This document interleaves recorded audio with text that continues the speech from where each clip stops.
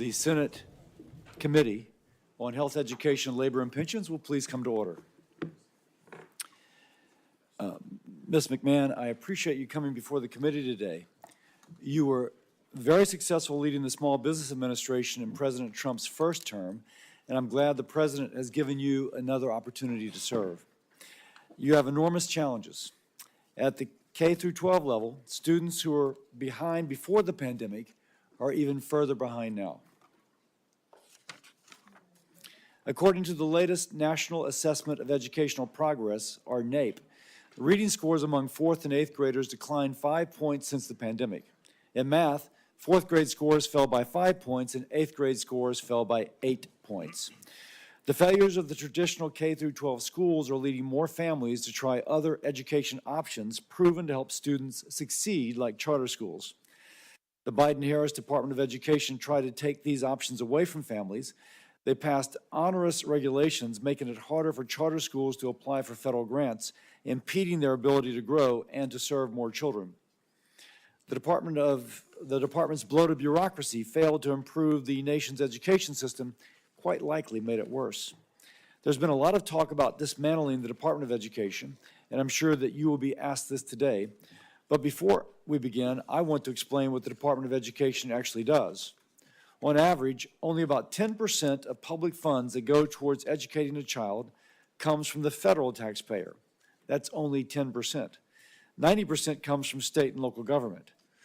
While the federal government accounts for a small minority of the funding, it is responsible for the vast majority of bureaucracy and red tape, preventing communities from improving educational success. I'm hearing from schools across the country that they have stopped going after federal competitive grant funding because it is not worth the hoops and red tape the Department of Education has placed on those dollars. If schools are not eager to apply for competitive grants to improve operations, something is wrong and something should change. It's not only the K through 12 system failing students. Colleges and universities are not preparing students to succeed in the modern workforce.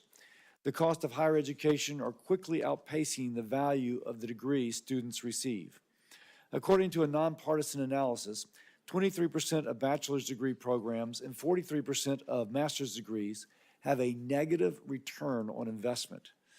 Too many students leave college woefully unprepared for the workforce after being saddled with overwhelming debt they cannot pay off. Under the last administration, the Department of Education's only answer was to transfer hundreds of billions of dollars, that's hundreds of billions, in student debt from those who willingly took it on to supposedly advance their life. They transferred it to Americans who either chose not to go to college or had already paid their way through school. To implement these schemes, the department dramatically increased the scope and authority of the student loan financing program, clearly outside of what Congress previously intended. Your experience overseeing SBA loans will be a great asset as the department looks to reform a very broken student loan program. We've also seen rampant anti-Semitism on college campuses, leading to attacks and harassment of Jewish students. I'm pleased to see the Trump administration has already launched investigations, and I look forward to working with you, presuming that you're confirmed. The status quo is not working. The educational system is failing our children. The Biden-Harris Department of Education stood in the way of student success. Transformative change of the educational establishment is needed. The department needs to get out of the way of states and local communities who are best positioned to actually address students' needs. We need to empower parents so that they have a voice in their child's education. This includes increasing access to school choice, perhaps also called parental choice, so families can give their child every opportunity to succeed in the classroom and beyond. With President Trump in office and Ms. McMahon's leadership, we have a real opportunity to accomplish this. Thank you again, Ms. McMahon, for coming before this committee and continuing the discussion on how we can work together to improve student success and get our education system back on track. And with that, I yield to Senator Sanders, the ranking member. Thank you very much, Mr. Chairman. Mrs. McMahon, nice to see you again. Let me begin by thanking teachers all over this country. This is a very difficult time to be a teacher. And talking to teachers in Vermont, and I think teachers all over the country, what they are telling me is they are spending a lot of their times not only teaching math and English, but dealing with the emotional needs of kids. Because among other things, our kids are struggling in many, many ways. So it's a tough time to be a teacher, and I want to thank the teachers very much for the extraordinary work that they are doing, especially for some of the most vulnerable kids in our country. You know, way back in 1863, as we recall from our history books, Abraham Lincoln was in Gettysburg. And he looked out on a field where soldiers by the thousands had just died in the struggle against slavery, and he talked about the need to maintain a government of the people, by the people, and for the people. That was that short but very powerful Gettysburg Address.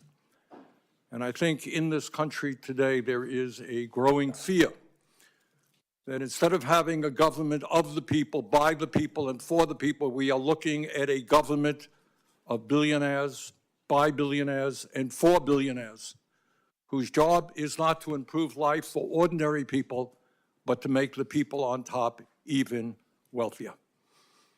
So in the midst of massive income and wealth inequality, where 3 people own more wealth than the bottom half of American society, the Republicans in the House yesterday introduced a budget resolution that would provide massive tax breaks to the people on top, and they would pay for those tax breaks for billionaires by cutting Medicaid, education, and programs that working families throughout this country desperately need. That is exactly the wrong thing to do. At a time when millions and millions of working families are struggling, our job is to protect those families and not worry about the billionaires who have never had it so good.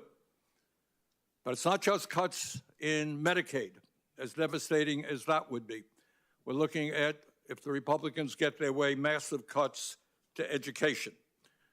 And I should also say that the people who are trying to privatize Social Security, privatize Medicare, privatize Medicaid, privatize the Veterans Administration are precisely the same people who are trying to privatize public education in America.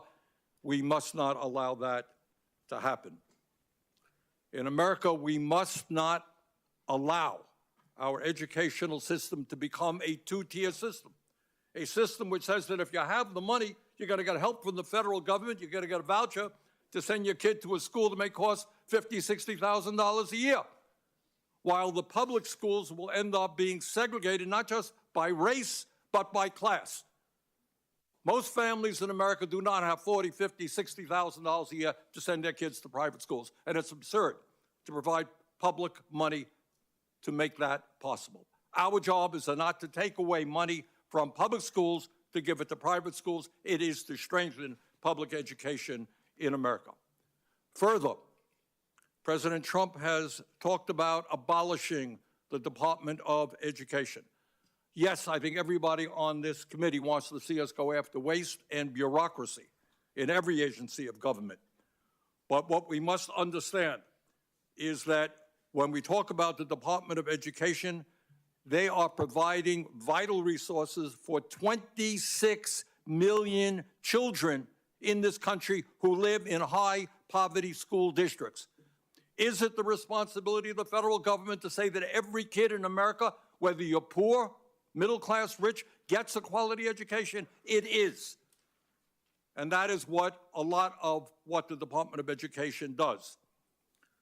Department of Education provides millions of public school students who have disabilities, emotional problems, physical problems, provides them with help. It provides Pell Grants and other important financial assistance that over 7 million low-income students need to get a higher education. So the goal is not to abolish the Department of Education, it is to make it more effective and to make sure that it addresses the educational needs in this country. Mr. Chairman, in my view, we need a Secretary of Education who understands that in the wealthiest nation in the history of the world, we should have the best educational system on this planet, from child care to graduate school. We need a Secretary of Education who understands that we're going to attract the best and the brightest to the teaching profession. You know what?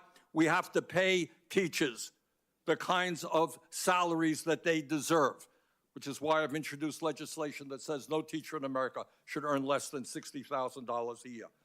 We need a Secretary of Education who understands that schools do not end at 2:30 or 3 o'clock. We need strong after-school programs. We need strong summer programs.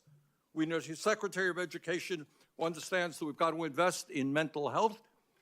We need a Secretary of Education who understands that we have got to fully fund the Individuals with Disability Education Act. So there are a lot of questions I have for Mrs. McMahon. I very much appreciate her being here and look forward to the discussion we'll have. Thank you, Mr. Chairman. Thank you, Senator Sanders. And now to introduce Ms. McMahon, we'll start with Senator Scott. Thank you, Mr. Chairman. Thank you, Ranking Member. Thank you, committee members, for allowing me to have an opportunity to talk about my good friend, Linda McMahon. I will say that one of the things I love about the Ranking Member is his passion about the things he cares deeply about. He and I don't agree on the conclusions or the solutions, but I do believe that he is a thoughtful person who cares about the issues, and I hope that doesn't hurt your reelection bid. But let me say this. I'm not a billionaire. Never have been, likely never will be. But I am a kid who grew up in a single-parent household, mired in poverty, whose mother worked 2 jobs, trying to keep the lights on. I went to 4 different elementary schools by the 4th grade. When I think about the issue of education, I think about how in the world do we ever get to a meritocracy if the vast majority of the kids today are going to segregated schools that are failing those kids. 13 schools in Maryland where the average kid, 99% of the kids cannot perform at grade level. I think about Chicago on the south side where I spent a lot of time, where 95% of the kids cannot perform at grade level. I think about Charleston, South Carolina, my hometown, where 60+% of African American males don't go to college. I think about the quagmire pit of failure that is consistently the case in inner city schools across America. You talk about the resegregation of America's public schools, it's already happened. It's happening right now. Our public education spends $850 billion to disappoint families, millions of families across this country. 10% of the resources come from the federal government, and yet 80 to 90% of all the rules that suppress performance come from Washington. The average employee at the Department of Education, these numbers are a few years ago, and these unfortunately aren't part of my speech. Bernie changed my speech for me. Is about $106,000, where the average teacher makes $55,000. Those numbers are 4 or 5 years old. But here's my point. My point is a simple point.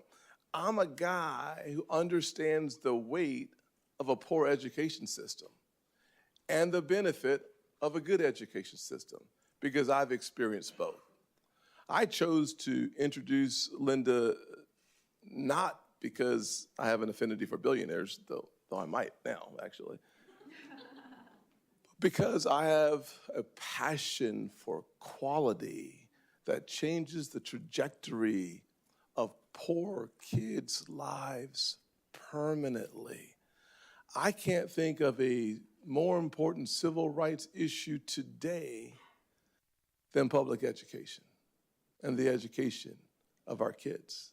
I can't think of a better person to take on that challenge than someone that I had confidence when she was the administrator of the SBA.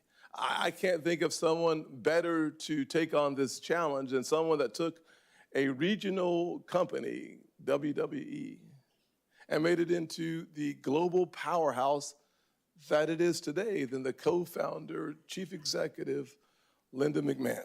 I can't think of someone better to do the job than someone who served on our own state board of education, who was a trustee at Sacred Heart University, and who led the policy initiatives at the America First Policy Institute. That would be Linda McMahon. I can tell you that there are a lot of questions I'd like to answer, but I don't have time. But I can tell you this. For the poorest kids in our country, disillusioned about the American dream, the answers they are looking for rarely come from Washington. With all of our good intentions, the Department of Education has simply failed the poorest kids in the United States of America, the greatest nation on the planet. To turn that around, we need someone who's already succeeded in business and in government. And let me just close with this. The Department of Education doesn't educate kids. It's a federal agency. Local communities and local teachers educate kids. Our Department of Education is a federal behemoth that needs to focus on getting more money in the hands of more students so that they have a better chance. And yes, I do believe that competition makes your quality go up and your cost go down. Charter schools prove that. Private schools prove that. And finally, Pell Grants. Pell Grants take public dollars to private schools. Unfortunately, poor black kids today, the vast majority, won't have a Pell Grant. Why? Because if you don't graduate from high school, if you don't have proficiency in reading, math, and science, the likelihood of you going to college is zero.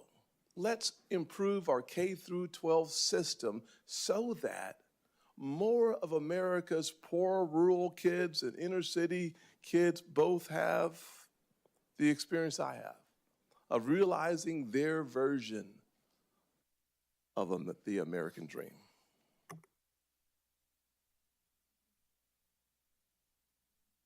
Thank you, Senator Scott. Very powerful. Senator Britt. Well, that was amazing. Thank you. My colleague nailed it. Chair Cassidy, Ranking Member Sanders, and members of this committee, I am honored to join you today to introduce President Trump's nominee for Secretary of Education, my friend, Linda McMahon. It is clear that our current education system isn't working. We have the status quo, and that's actually failing our kids. As you mentioned, Mr. Chairman, the latest NAEP scores show that students' reading and math scores are down in almost every single state, to the point where only 30% of 8th graders are meeting reading proficiency levels. The status quo in education just hasn't failed students. It's failed parents, just like me. And very respectfully, Mr. Ranking Member, the America that you just described, the one that you're fearful will be created, it already exists. Our students deserve better. Our parents deserve better. We have to do something different in order to achieve a different result. For far too long, the Department of Education has catered to far-left bureaucrats at the expense of moms and dads. It has pushed for school closures, removed parental rights from the equation, promoted radical ideologies in the classroom, and supported allowing men and boys to play in women and girls' sports. Enough is enough. We need a change agent at the Department of Education, and that change agent is Linda McMahon. She is the perfect antidote to what is wrong with education in this country. Linda has an immensely successful track record as a business executive, as a leader of a government agency and at the America First policy, as an America First policy advocate. She is not just an overwhelmingly qualified nominee for Secretary of Education, but a nominee who can make a real difference at the department that sorely needs it. She's also a grandmother of 6 with a personal stake in the quality of our education system. She understands how important it is that our kids learn what they're supposed to, and how important it is for parents to be empowered. I'm right there with her. And that's not the only mission that Linda will pursue at the Secretary of Education as a secretary. Attending a 4-year college or university is the right path for many Americans, but it's not the only one available to graduating high schoolers, and Linda will ensure that students know that. Linda led efforts to empower the American worker at AFPI, and I am confident that she will make aligning our education system and our workforce systems a priority at the Department of Education.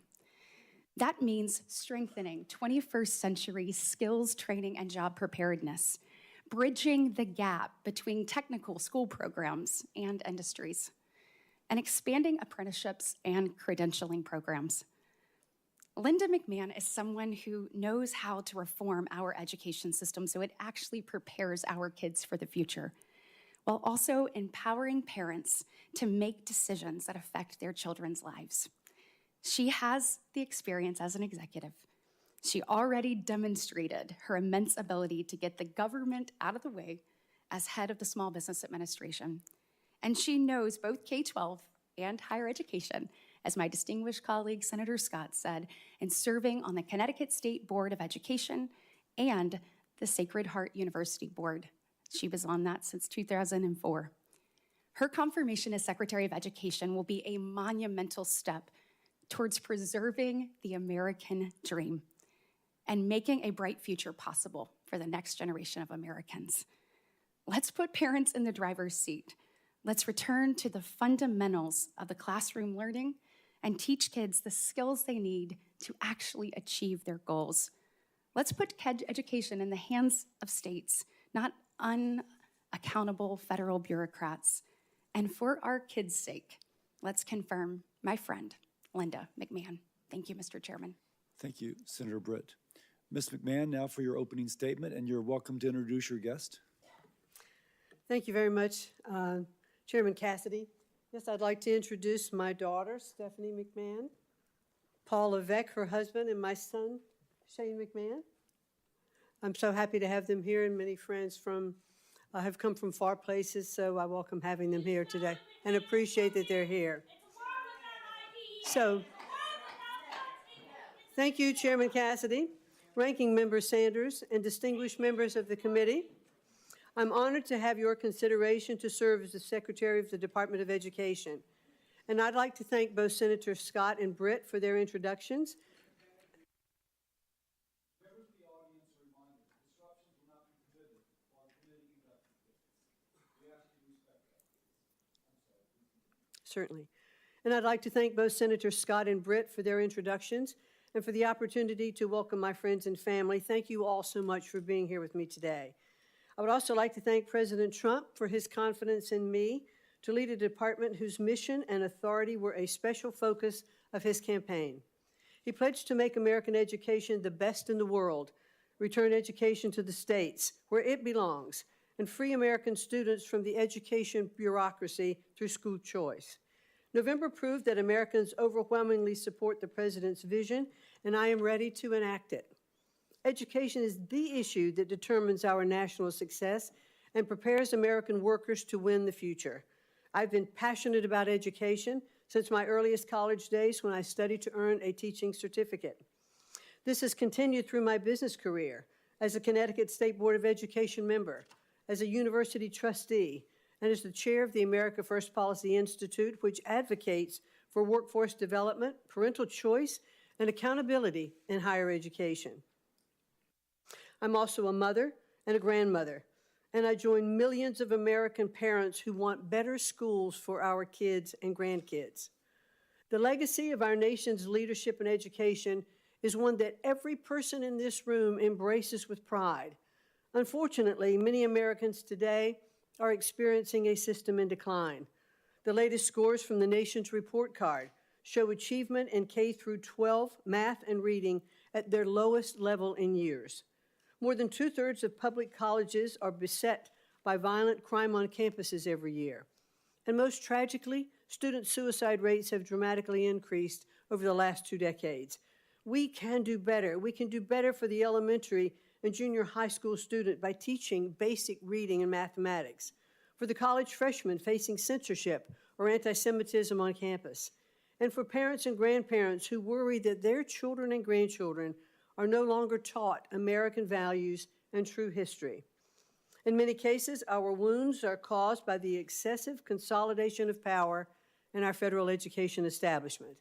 So what's the remedy? Fund education freedom, not government-run systems. Listen to parents, not politicians. Build up careers, not college debt. Empower states, not special interests. Invest in teachers, not Washington bureaucrats. If confirmed as secretary, I will work with Congress to reorient the department toward helping educators, not controlling them.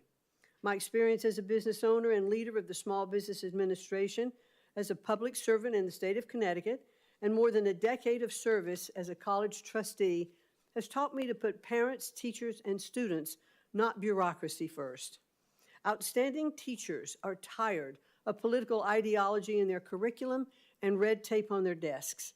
And that's why school choice is a growing movement across the nation. It offers teachers and parents an alternative to classrooms that are micromanaged from Washington, D.C. We should also emphasize career-focused education, especially in cutting-edge STEM fields, where American companies need high-skilled employees. Our workers deserve more post-secondary pathways, career-aligned programs, apprenticeships, and on-the-job learning, and jobs in tech, skilled trades, and healthcare for non-college degree holders. Those who do attend college deserve transparent costs and courses of study aligned to workforce demand. The United States is the world leader by far in emerging technologies like AI and blockchain, and we need to invest in American students who want to become tech pioneers. We should encourage innovative new institutions, develop smart accountability systems, and tear down barriers to entry so that students have real choice and universities are not saddling future families with unsurmountable debt.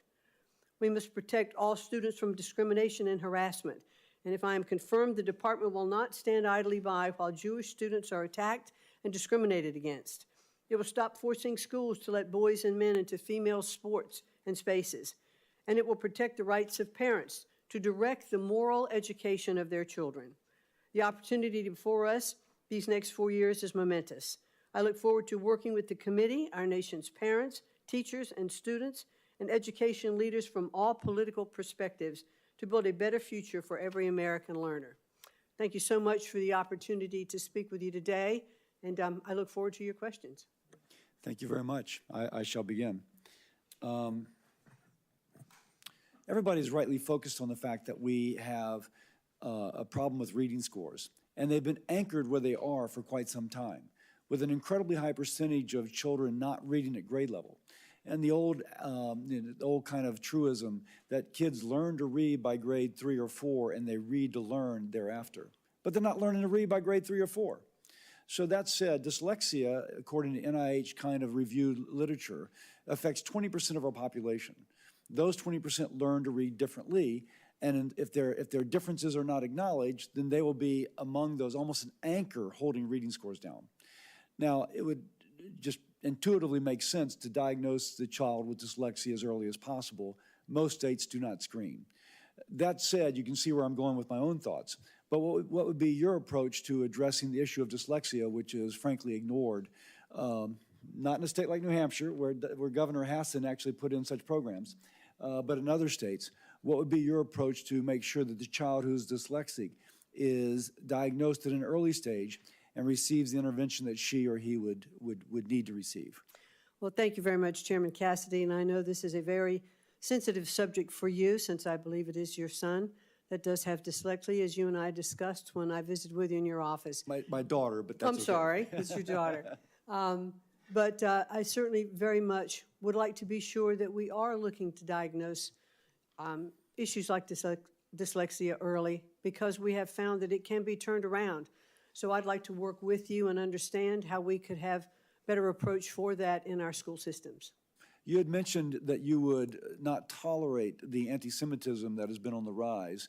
What steps would you take to make sure the backlog of anti-Semitism cases at the Office of Civil Rights is processed and those responsible for illegal discrimination held accountable?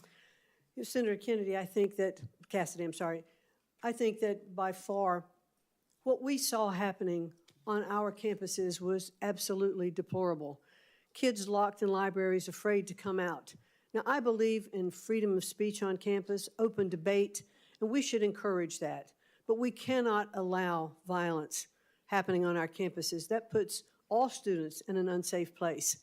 And if I were confirmed as the Secretary of Education, I would want to make sure that the presidents of those universities and those colleges are taking very strong measures not to allow those to happen. They can call in the police, they can do whatever they need to do, set standards, and to make sure those standards are upheld. We cannot allow that kind of violence to take place on our college campuses. Now, there's a current backlog in the Office of Civil Rights within the Department of Education to address this. Do you have any specific plans about how you could help them address that backlog?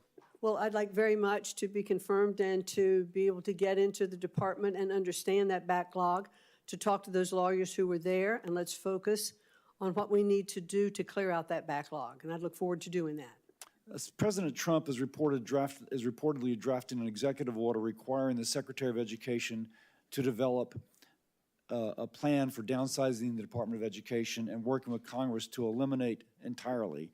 Yes or no? Do you agree that since the department was created by Congress, it would need an act of Congress to actually close the Department of Education? And certainly President Trump understands that we'll be working with Congress. We'd like to do this right.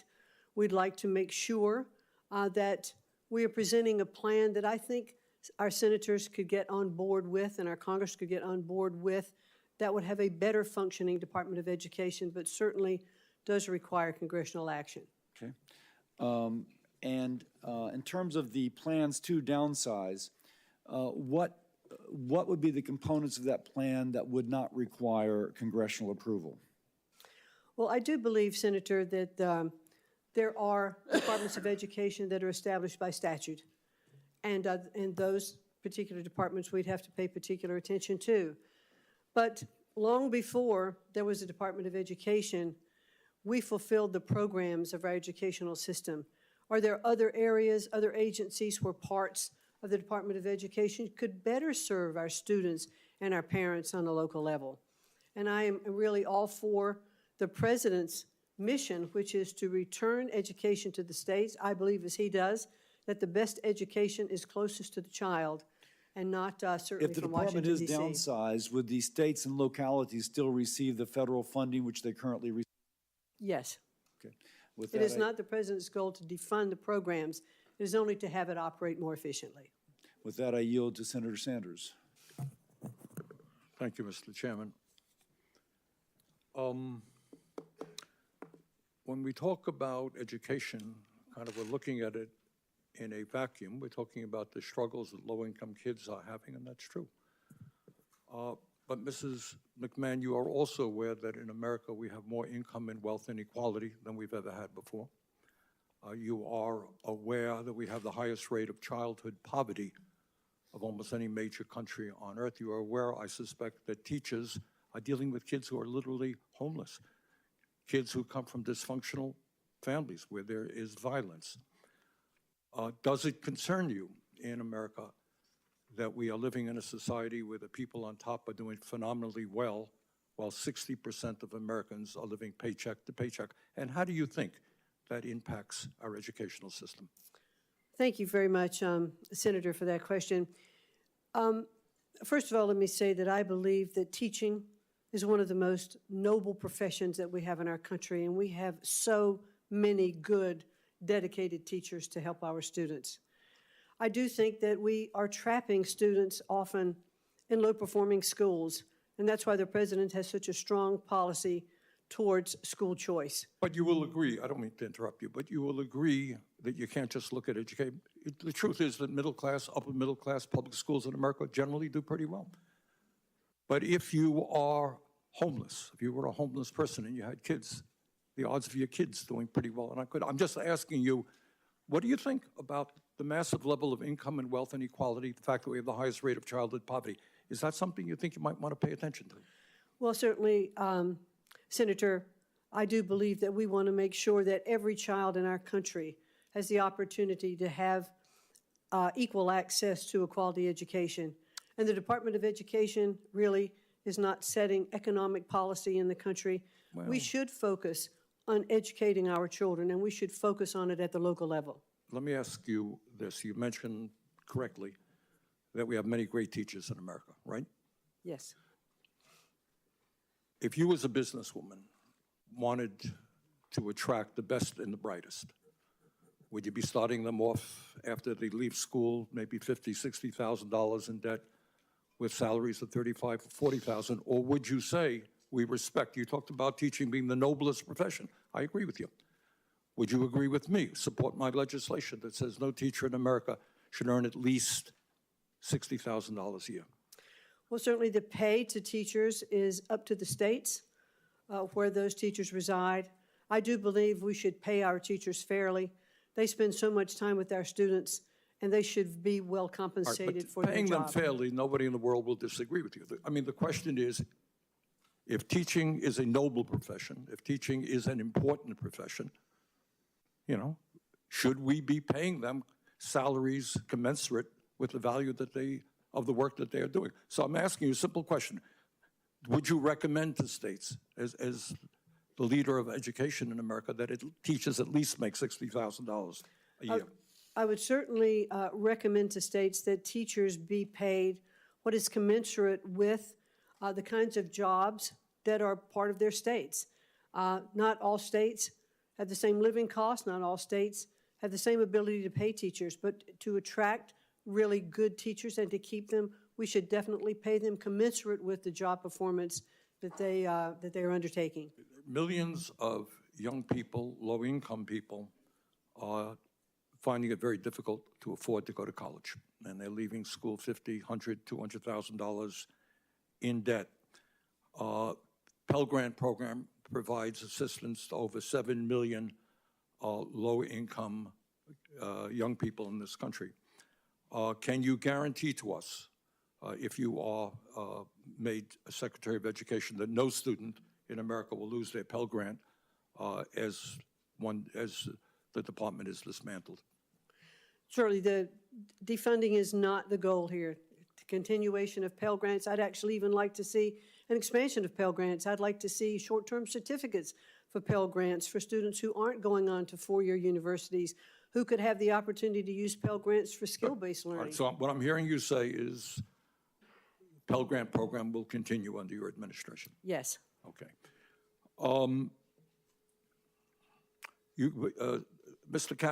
Senator Cassidy asked you an important question, and that is, do you agree, and let me just once again get your feelings on this, that if there is a movement to abolish the Department of Education, it has to go through the United States Congress? Yes, it is set up by the United States Congress, and we work with Congress. It clearly cannot be shut down without it. Good. Thank you.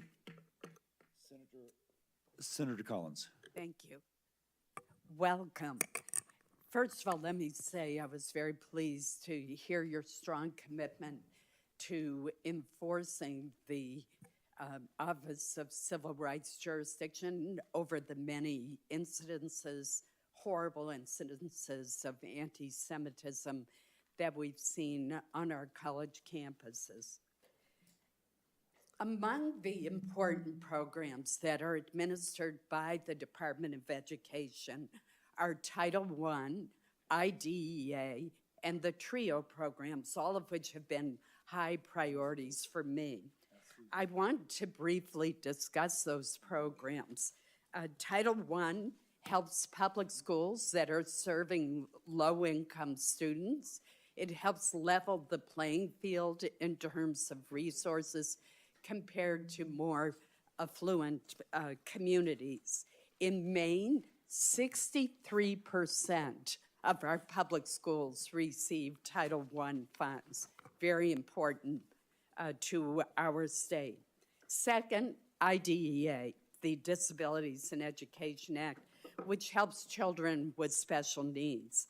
Maine receives more than $65 million to support K through 12 students with special education needs. I would note that that falls far short of the 40% that was promised when the legislation was passed in the 1970s. TRIO programs, which we've discussed, have changed the lives of countless first-generation students who are going to college and come from families with no experience with higher education. I've seen so many success stories as a result of TRIO. So my question for you is, how do we maintain the administration and oversight of these programs if we abolish or substantially reorganize the Department of Education? Thank you, Senator Collins, and I know how passionate you are about these issues, and I enjoyed meeting with you in your office and talking about these various things, especially I think the TRIO program, which we both agreed was just hit a terrible blow just by regulation when some of the students who were applying, their applications were rejected simply because of spacing on a form. Right. And that kind of regulatory control just cannot stand. That is just impossible. The Title I programs that you've been discussed will continue to be appropriated through Congress. Today, they go directly to the State Department of Education and then are distributed to the districts. We're not looking to defund or reduce any of those amounts. IDEA is the same, but might it be better served in a different agency? I'm not sure. It started at HEW, and the concerns for disabilities and health issues with students may very well rest better within an agency that has more oversight of all of those. So I think if I am confirmed to be able to get in and assess programs, how they can have the best oversight possible, how we can really take the bureaucracy out of education and focus on teaching our children to read and to do math and to appreciate our history is certainly my goal and would be my goal as the Secretary of Education. Thank you. On Monday, the administration announced that the Department of Education was going to terminate 89 contracts from the Institute of Education Sciences. They were worth $881 million, as well as terminating 29 training grants. This week, my office heard from a former teacher from Oakland, Maine, who has developed a high-impact tutoring model, and it's currently being used in 12 schools in Maine alone, and she has one of the grant applications pending to more thoroughly evaluate the impact of this model on the students' outcomes. She's worried that it's now going to be in jeopardy due to these sudden cuts. Considering the poor reading and math scores reported by NAEP, and that unfortunately includes poor scores in my home state, shouldn't the Department of Education continue to collect data and evaluate outcomes rather than halt these activities so that you can help states know what works? Well, thank you, Senator, and it is my goal, if I am confirmed, to get in and assess these kinds of programs, because I'm not sure yet what the impact of all of those programs are. I know that there are many worthwhile programs that we should keep, but I'm not yet apprised of them. I want to study them. I'd like to get back and talk to you more and to work with you. I look forward to working with this committee and all of Congress to make sure we can deliver for our education. Thank you. I appreciate your responses. Thank you. Thank you. The committee will come to order. Senator Murray. Thank you, Ms. McMahon. Elon Musk's DOJ staffers have reportedly set up camp at the Department of Education. They've already been given access to highly sensitive student data and have already started holding back money that Congress decided on a bipartisan basis was needed to help our schools and students. We're also hearing, as you know, about an executive order coming any day that will seek to dismantle the Department of Education. These are bipartisan laws. You indicated that you understood that Congress has passed these laws, but a lot of turmoil is happening. You heard it from my colleague just asking that question now. So I want to ask you. Thank you, Senator. And it is my goal, if I am confirmed, to get in and assess these kinds of programs, because I'm not sure yet what the impact of all of those programs are. I know that there are many worthwhile programs that we should keep, but I'm not yet apprised of them. I want to study them. I'd like to get back and talk to you more and to work with you. I look forward to working with this committee and all of Congress to make sure we can deliver for our education. Thank you. I appreciate your responses. Thank you. Thank you. Protect our schools. The committee will come to order. No more charters. Protect. Senator Murray. Thank you, Ms. McMahon. Elon Musk's DOJ staffers have reportedly set up camp at the Department of Education. They've already been given access to highly sensitive student data and have already started holding back money that Congress decided on a bipartisan basis was needed to help our schools and students. We're also hearing, as you know, about an executive order coming any day that will seek to dismantle the Department of Education. These are bipartisan laws. You indicated that you understood that Congress has passed these laws. But a lot of turmoil is happening. You heard it from my colleague just asking that question now. So I want to ask you, if confirmed, do you commit to getting every dollar we have invested in our students and schools out to them?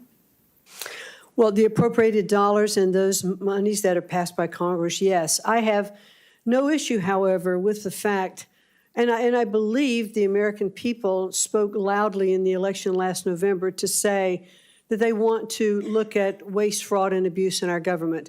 So DOJ, there are a couple of implants at the Department of Education, as there are with agencies throughout the district, and they're doing an audit. Right, You know, I and understand and an audit, but when Congress appropriates money, it is the administration's responsibility to put that out as directed by Congress, who has the power of the purse. So what will you do if the president or Elon Musk tells you not to spend money Congress has appropriated to you?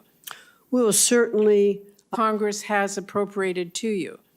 We will certainly expend those dollars that Congress has passed, but I do think it is worthwhile to take a look at the programs before money goes out the door. It's much easier.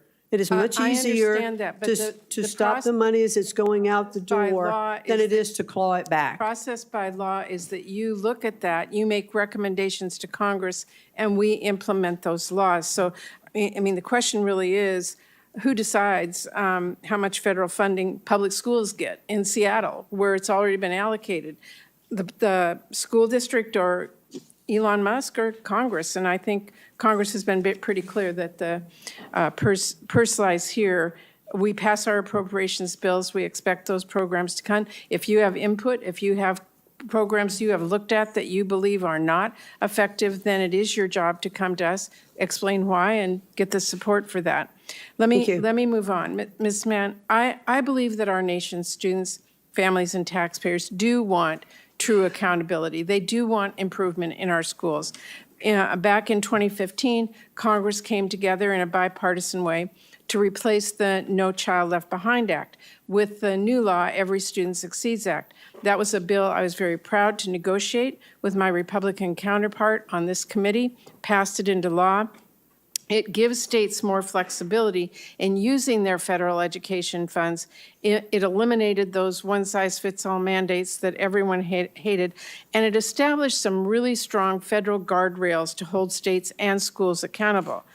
I believe that the Department of Education must do more to implement that law. Right now, less than 42% of our schools identified for comprehensive support and improvement, or CSI as we call it, had a plan that met all the requirements of that law. And 1 in 5 schools' plans included practices we know are ineffective. National assessment results, as you well know, released a few weeks ago, show that our lowest performing students continue to fall furthest behind. So I want to ask you, what specific actions will you take to implement the ESSA law? I'm not looking for an exhaustive list, but can you name a couple of the requirements that are in that law that you will make sure are implemented? Well, Senator, thank you, and I would look forward to working with you in the committee, understanding more about the ESSA laws. Do you know what the requirements are? Do you know about the requirements for targeted support improvement schools or the annual report card requirement? Can you name any of the requirements that are in that? Yes, I have read through ESSA, and I do know, it's very interesting. It's how I really got into education in the first place, was when No Child Left Behind was in place. But there are no requirements that you can tell me right now that you will make sure, as Secretary of Education, you will implement? No, I want to study it further and get back to you with that, and I'll be happy to do that. Well, let me ask one last question. As I mentioned, DOE staff have been given access in the Department of Education to personal information of students and families, like their social security numbers and their driver's license numbers and their date of birth, what college they're enrolled in. I know that the access has been temporarily paused due to litigation, but there is a real potential for that kind of information to be abused or for students' privacy to be placed in jeopardy if the courts end up ruling against the students. And we know that DOE could use that highly personal information to then target students and target their families or cut off access to Pell Grants for students at college that someone perceives opposes maybe President Trump policy. So I want to ask you, do you believe that DOE employees should have access to private student data? It is my understanding that DOE employees have been onboarded as employees of the Department of Education, and therefore they operate under the restraints of utilizing access of information, and they are constrained by That is not that. our understanding, and I have to tell you, That's my it's understanding. deeply concerning that we have DOE staffers, we don't know who they are, they're not held accountable, getting access to students' private information. I think that should frighten everyone. Well, again, I'm not there Thank you, Madam yet. Chair. So I'm not there yet, but it is my understanding that they are onboarded fully I hope employees. if you do get there that you make sure that students' private information is not given to someone who's no idea what they have, or we have no idea how they're using it. Thank you. Senator Houston. Thank you. Ms. McMahon, congratulations on your nomination. Thank you. Look forward to your confirmation, hopefully, and working with you on what is arguably one of the most important issues to the future of our country and to our children. I would just simply ask you if you believe that education is foundational to the opportunity to live. You agree with that? I certainly do agree with that, and thank you very much, Senator, for that question. Education, I think, is at the very center of our culture. It is the ticket out of poverty for so many students. It is how our children's minds are absolutely cultivated so that they can learn. And I remember listening to Senator Cassidy when he said that every child up until the third grade learns to read, and then after the third grade reads to learn. And if children cannot read at a proficiency level, they cannot continue to learn. They can't then be proficient in school. They can't go forward to higher education. They can't even start a business or do anything. So education, I do believe, is at the very center of what we need to do and to ensure that we have the best education for our students and that they all have equal access to a quality education. Thank you. The issue of inequality has come up in this hearing, and I can tell you when I started in my elected career, I was a green state legislator in the state of Ohio who had this strange notion that if children were trapped in chronically failing schools, that they should have the opportunity to go somewhere else. And that I thought, who could be against that? And I quickly found out, well, there were a lot of people who were against that, powerful people, powerful institutions. And I just believe that we as Americans, we believe that freedom and choice is good. It's part of our DNA. It's good for markets and business, and that monopolies don't work, whether that's big business or big government. And that has been reinforced to me over the course of basically my lifetime that I've worked on this issue. Foundationally or fundamentally, billionaires have choice. Their children have choice. It's children that grow up in poverty that don't have choice. And that is an important element of fixing inequality, because if we say that an education is foundational to living your version of the American dream, yet you don't have the choice to go to a school that serves your needs, we basically have institutionalized a barrier against that opportunity and to have that equality of opportunity. Just share with me how you hope to fix that. Well, certainly the president, one of his cornerstones relative to education is school choice. He certainly does believe in universal school choice, and we have seen, I think that there are now, I believe the number's 33 states, I might be corrected on that, states that do have school choice. And what we have found that public schools come up, they're competitive.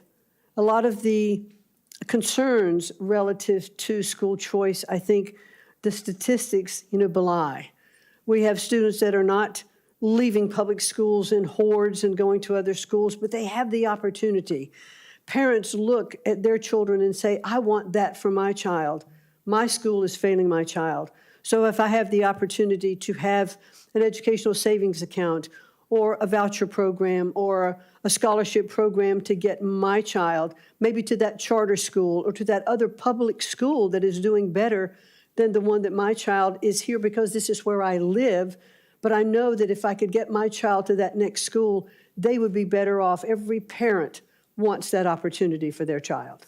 Thank you. And just quickly, I made some... You're watching Education Secretary nominee Linda McMahon being questioned by senators in her confirmation process. She was introduced by Senators Tim Scott and Katie Britt. McMahon is pledging to reorient the Department of Education at a time when President Trump has vowed to dismantle it. So far, Republican lawmakers have praised McMahon's leadership at the Small Business Administration and support for expanding school choice. But Democrats, led by Ranking Member Bernie Sanders, are pushing back, accusing the administration of trying to privatize public education while making college even less affordable. McMahon's expected to back Trump's calls for limiting the department's role, cutting federal red tape, and shifting more power to states and parents. But she's also facing questions about how those changes could impact struggling schools and students, especially in poor families and communities. After this hearing, the Help Committee will hold a meeting to vote on McMahon, but it's still not clear exactly when that vote will take place. We will continue to keep you updated on that hearing throughout the day. I'm Diane Macedo. The news never stops, and neither do we. We have a lot more news right after the break. Stay with us. Now, at Verizon Business, every business gets the new Samsung Galaxy S25 Plus. New customer, loyal customer, every customer. Get the... By Title IX. Yes. Do you believe that harassment that is either severe or pervasive should be prohibited under Title IX? I don't believe there should be any acceptance of sexual harassment, Senator. Great. Because I'm glad you actually agree with President Trump's efforts during his first term to narrow what qualifies as sexual harassment under Title IX. His guidance said that sexual harassment had to be severe and pervasive. And I hope that you will take your position and press for that to be the law. But right now, the Title IX is limited to sexual harassment that is severe and pervasive, not severe or pervasive. Yes or no, if an assault occurs between two students, but it happens off campus, do you think the school should have the ability to investigate that matter? I think the school should investigate that matter, and I believe under the regulations today, and I could be corrected on that they are obligated to investigate. Okay, and do you believe that the school then, after investigation, should have the ability to take actions regarding an incident that occurs off campus? Yes, I think the school should be required to take those actions and to investigate and to notify the parties that are involved, and that so that both sides of the equation can have due process. I appreciate your answer. It is not entirely clear at this matter, at this time, that the incidents would not only be investigated, but adjudicated as to the school's adjudication rules. And the problem with that, as I'm sure you're well aware, is that you would have the potential of a victim of sexual assault facing the potential of attending class with their perpetrator. You know, despite how much this administration likes to talk about protecting women and girls, the actions have not matched the rhetoric. And so I think instead of actually protecting women and girls, this administration is not making school a safer place for anyone, while using this topic as a way to fearmonger and demonize others. Mrs. McMahon, you have been named in a lawsuit which alleges that you and your husband allowed for systemic and pervasive abuse of underage children to persist in your business for years. It is an ongoing lawsuit, and it alleges that you rehired a known sexual predator and you felt it was sufficient to simply direct him to steer clear of children. If confirmed, you will be responsible with overseeing the Department of Education Office of Civil Rights, charged with ensuring equal access to education through vigorous enforcement of civil rights laws. I am so concerned about whether sexual assault survivors on campus can trust you to support them. Thank you, Senator. They certainly can trust me to support them. I have a granddaughter that is now in college. I have 2 grandsons who are in college. And I have a deep commitment of understanding of how I would feel if any of them were involved in sexual harassment or accused of sexual harassment. You have my absolute commitment that I will uphold and protect those investigations to make sure that those students are treated fairly on both sides. Mrs. McMahon, we met shortly after a shooting at... You're a minute over. Oh, I will submit this question for the record. Thank you. Thank you, Senator. Senator Tuberville. Thank you, Chairman. Ms. McMahon, thank you for being here today, and thanks for wanting to take on this monumental task. You know, I'm a football coach. I'm not a lawyer. I'm not a business guy. I taught high school and worked my way up for 40 years. This country gives you one thing, and it's what I taught my kids when I coached. This country doesn't owe you anything but an opportunity. And that's the reason this country is the greatest country on the face of the earth. Now, when you lose that opportunity, and I've lost many times, I've got my tail back up and gone again. But that's where you learn it, through education. I've been to every state in this country recruiting, going through high schools except for Alaska in my 40 years. In my 40 years of coaching and going into high school, there's not been a bigger disappointment than our education system. I've seen it decline for 40 years. It's gotten worse. You're going to have the task of trying to bring it back. It's going to be hard to do because you're going to be fought from every side. This is not Democrat, Republican, black, white. It's not. It's an American problem. I've spent tens of thousands of dollars of my budget when I coach and bringing kids in. After I tested them, they couldn't read past the 6th grade and reading level, but they had 3.5 GPAs when they came to my university. We're failing. It is a disaster. If you can't read, you can't learn. And that's one of the first things that we got to get back to, is teaching our kids to read. We got a lot of teachers that don't teach reading like you and I learned. It's different. We have all this nonsensical teaching of what we call Common Core of math. I still ain't figured that out. But thanks for wanting to take this on, because there's a lot of obstacles going to be in your way. And so don't be afraid to make changes. We've had a K through 12 system for years. It's a failure. It is an absolute failure. Let's teach our kids. That's the only chance they got to survive in this world, which is going to be very, very competitive. Now, we have things that get in our way. And what's deterring our kids nowadays? That thing right there. I had problems coaching with it. Enemy number one when I told them, put that damn phone up. Don't bring it to my dressing room, because I want you to listen and learn, not be on there listening to music and reading the nonsense you see on there. So you got a lot of obstacles. The one thing I think we need to do is just look at K through 12 and what do we do? How do we get better? I'm all for workforce development in the last 2 years of high school, teaching kids to learn to use their hands. And what's your thoughts on that, about work in high school? I'm not talking about past high, I'm talking about the last couple of years.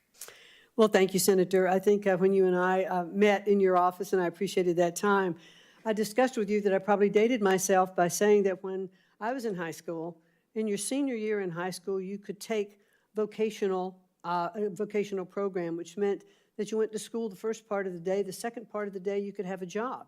You could be learning a skill or a trade, and those credits would count towards your education. I think we need to get back to more of that. We are not teaching skill-based learning in our schools anymore. And I think we have to look at our entire education system and say, you know, four-year college is not for everyone. For those particular jobs that require, you know, doctors, lawyers, engineers, that require 4 years, then I think... Ms. McMahon, please suspend. The committee will come to order. Capitol Police are asked to remove the individual from the room. I don't think she knows how to read or Again, listen. members of the audience are reminded that disruptions will not be permitted while the committee conducts its business. With that, Ms. McMahon, please resume. Thank you. So I think we do have to get back to teaching basics, you know, in school K through 12, but to continue on to what we were talking about, we don't have enough skill-based learning. We don't have enough internships or apprenticeship programs. I'd also like to see, you know, more dual credits in our high schools, our junior and senior years, that would count towards community colleges or other institutes that would get students through college faster if, in fact, that is the plan that they are going to take. So we have so much that we can do to help our students get prepared to have a good income and a good livelihood. And if they can graduate from high school with some skill-based already, they can even start a business of their own. They can decide at that particular point, I want to put more money towards my own education, but in the meantime, I am prepared to make a living. But I think we have to look at education and say our vocational and skill-based training is not a default education. It can be something, it can be front and center, so that students who are inclined to go in that direction actually should be encouraged to do that. It's not one size fits all. I would hope, too, that you would look, my time's almost up, would look at the number of teachers we have now as compared to administrators. We need teachers. We don't need people up sitting in the office with their feet propped up. We need people in the classroom teaching these kids, hold them accountable, and put more money in the teachers and less money in administrators. I think we'd be a heck of a lot better off. Thank you. Thank you very much. Thank you. And I'll note for the record that many of the losses Coach Tuberville suffered were at the hands of LSU. But Senator Murphy. Thank you very much, Mr. Chairman. Ms. McMahon, good to see you. You and I have spent a lot of time over the years, and I appreciate your willingness to sit before the committee and answer some really important questions. I want to talk to you about an executive order that the Trump administration issued that commands agencies, including the Department of Education, to eliminate grants to organizations and entities that support DEI programs and activities. As you know, this has a lot of schools all across the country scrambling because they have no idea what that means. They don't know because the order doesn't define DEI as to whether they are in compliance or out of compliance and whether they are going to have their federal grants compromised. How does a school know whether it's running a DEI program or not? Well, certainly, and thank you, Senator, and it is good to see you again outside of the state of Connecticut, where we run into each other. DEI, I think, has been, it's a program that's tough. It was put in place ostensibly for more diversity, for equity and inclusion, and I think what we're seeing is that it's having an opposite effect. We are getting back to more segregating of our schools instead of having more inclusion in our schools. When there are DEI programs that say that Black students need separate graduation ceremonies or Hispanics need separate ceremonies, we are not achieving what we wanted to achieve with inclusion. Let me give you an example then. So this order applies to Department of Defense schools, and those schools have canceled all programming around Black History Month. So if a school in Connecticut celebrates Martin Luther King Day and has a series of events and programming teaching about Black history, are they in violation of a policy that says schools should stop running DEI programs? Not in my view. That is clearly not the case. That celebration of Martin Luther King Day and Black History Month should be celebrated throughout all of our schools. I believe that Martin Luther King was one of the strongest proponents of making sure that we look at all of our populations when he said that, he would hope that his children wouldn't be judged by the color of their skin, but the content of their character. And I think that is the fundamental basis that we should celebrate Black History Month. West Point has closed down all ethnic clubs, so the Society of Black Engineers no longer can meet because they believe that to be in compliance with this order, they cannot have groups structured around ethnic or racial affiliations. Would schools, would public schools be in violation of this order? Would they risk funding if they had clubs that students could belong to based on their racial or ethnic identity? Well, I certainly today don't want to address, hypothetical situations. I would like, once I'm confirmed, to get in and assess these programs, look at what has been covered. Is that a pretty easy one? I mean, you're saying that it's a possibility that if a school has a club for Vietnamese American students or Black students where they meet after school, that they could be potentially in jeopardy of receiving federal funding?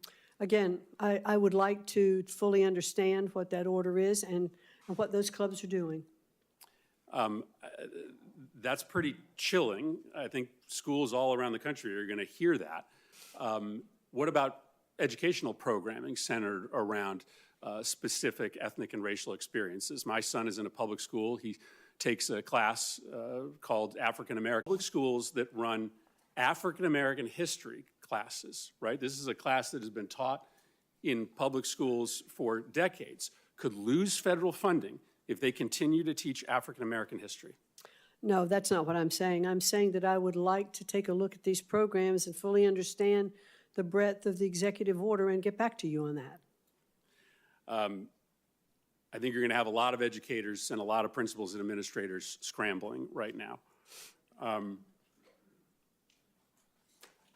Thank you, Mr. Chairman. My time's expired. Senator Murkowski. Thank you, Mr. Chairman. Welcome, Ms. McMahon. Thank Good you. to have a conversation with you.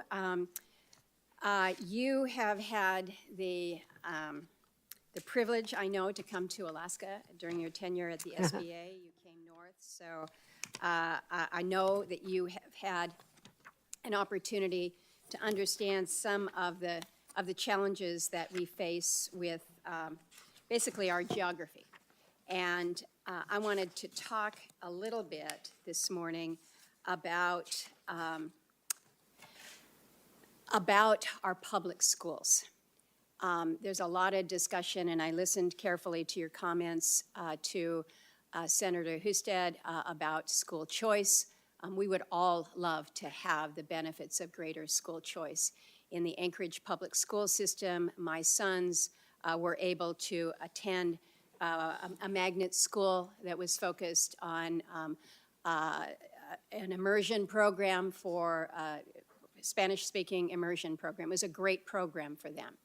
I go to the vast majority of my communities across the state, and there is no choice. It is a small village. It may have 500 people, it may have 1,000 people, but you have one school. And it's not as if there is an opportunity to go to another school because 82% of these communities are not connected by a road. So if you wanted to go to another school, you would have to figure out how you fly to another village, another population center. So for me, investment in our public education system is really what I have been focused on. I had an opportunity to speak before our Alaska Association of School Boards just recently and received a standing ovation when I said public funds for public schools. Pretty simple. And so I want to ask you whether you believe it is your primary role and responsibility as secretary to support and strengthen our nation's public schools. I absolutely do believe that our public schools are the bedrock of our education. You know, they go back to the very founding of our country. I think in the first Constitution, there were actually sectors of each state that were set aside for the specific goal of public education. And so education is certainly understood to be so vital and so important to what we're doing. I understand the schools in Alaska. I think when I was in your office, we were talking about the school that I visited in Kwethluk, which is a very, very small island. And this school was being funded by SBA. This was when I was at SBA.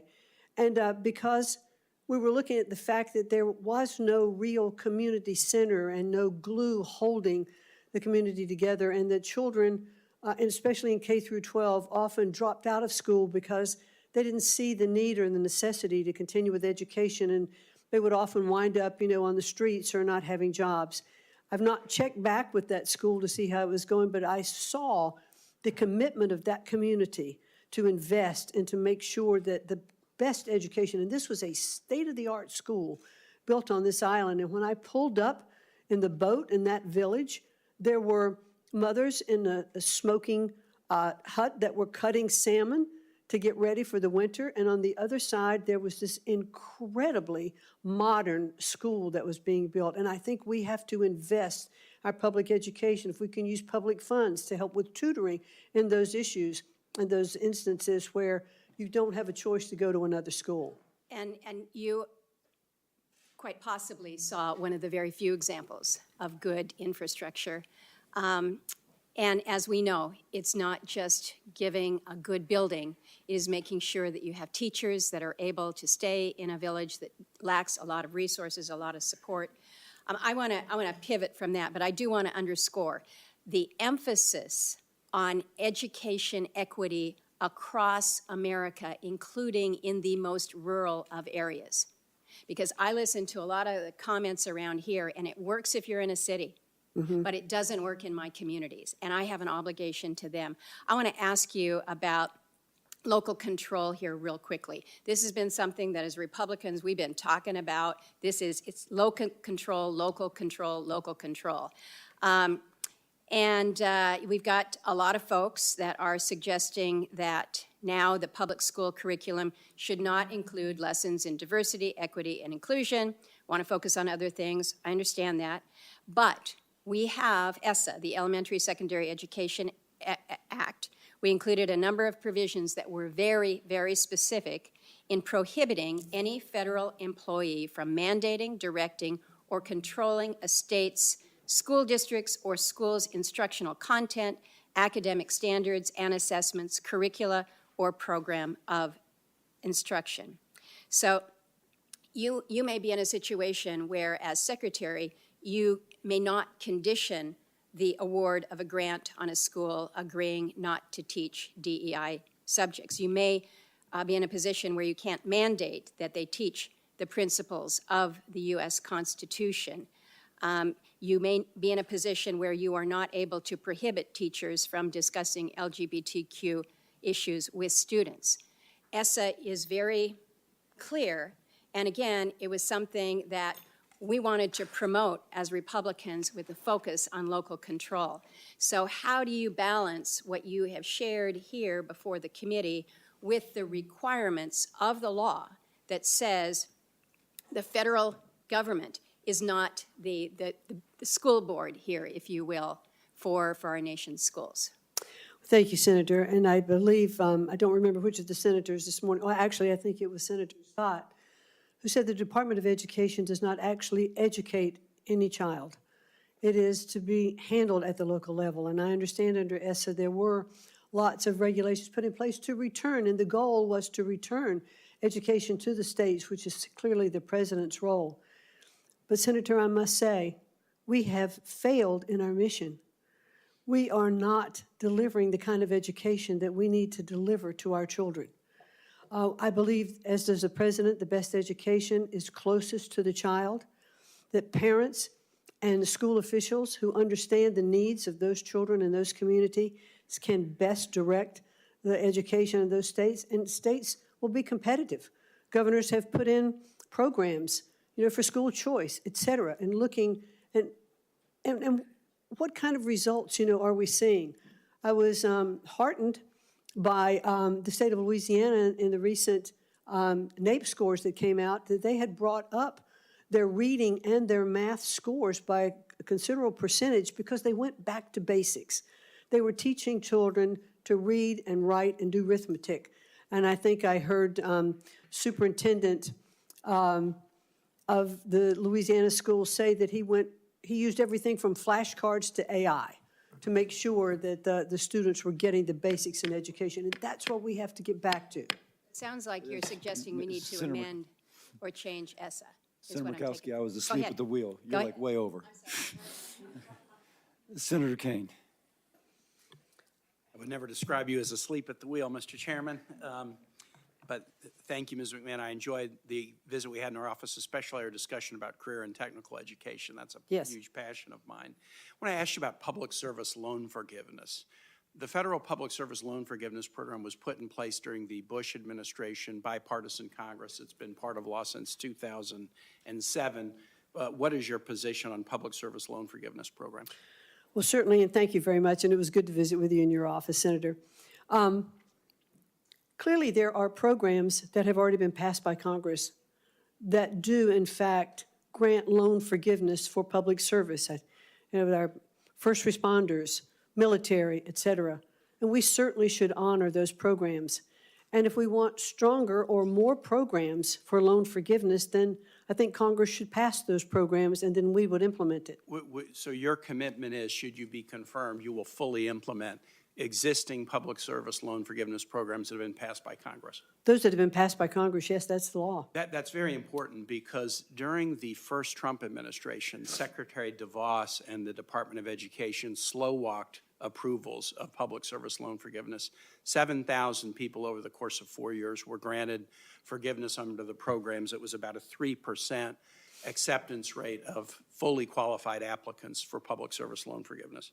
During the Biden administration, more than 1 million applicants were approved for forgiveness, as was appropriate given the congressional directive, and more than 33,000 Virginia public servants were given public service loan forgiveness.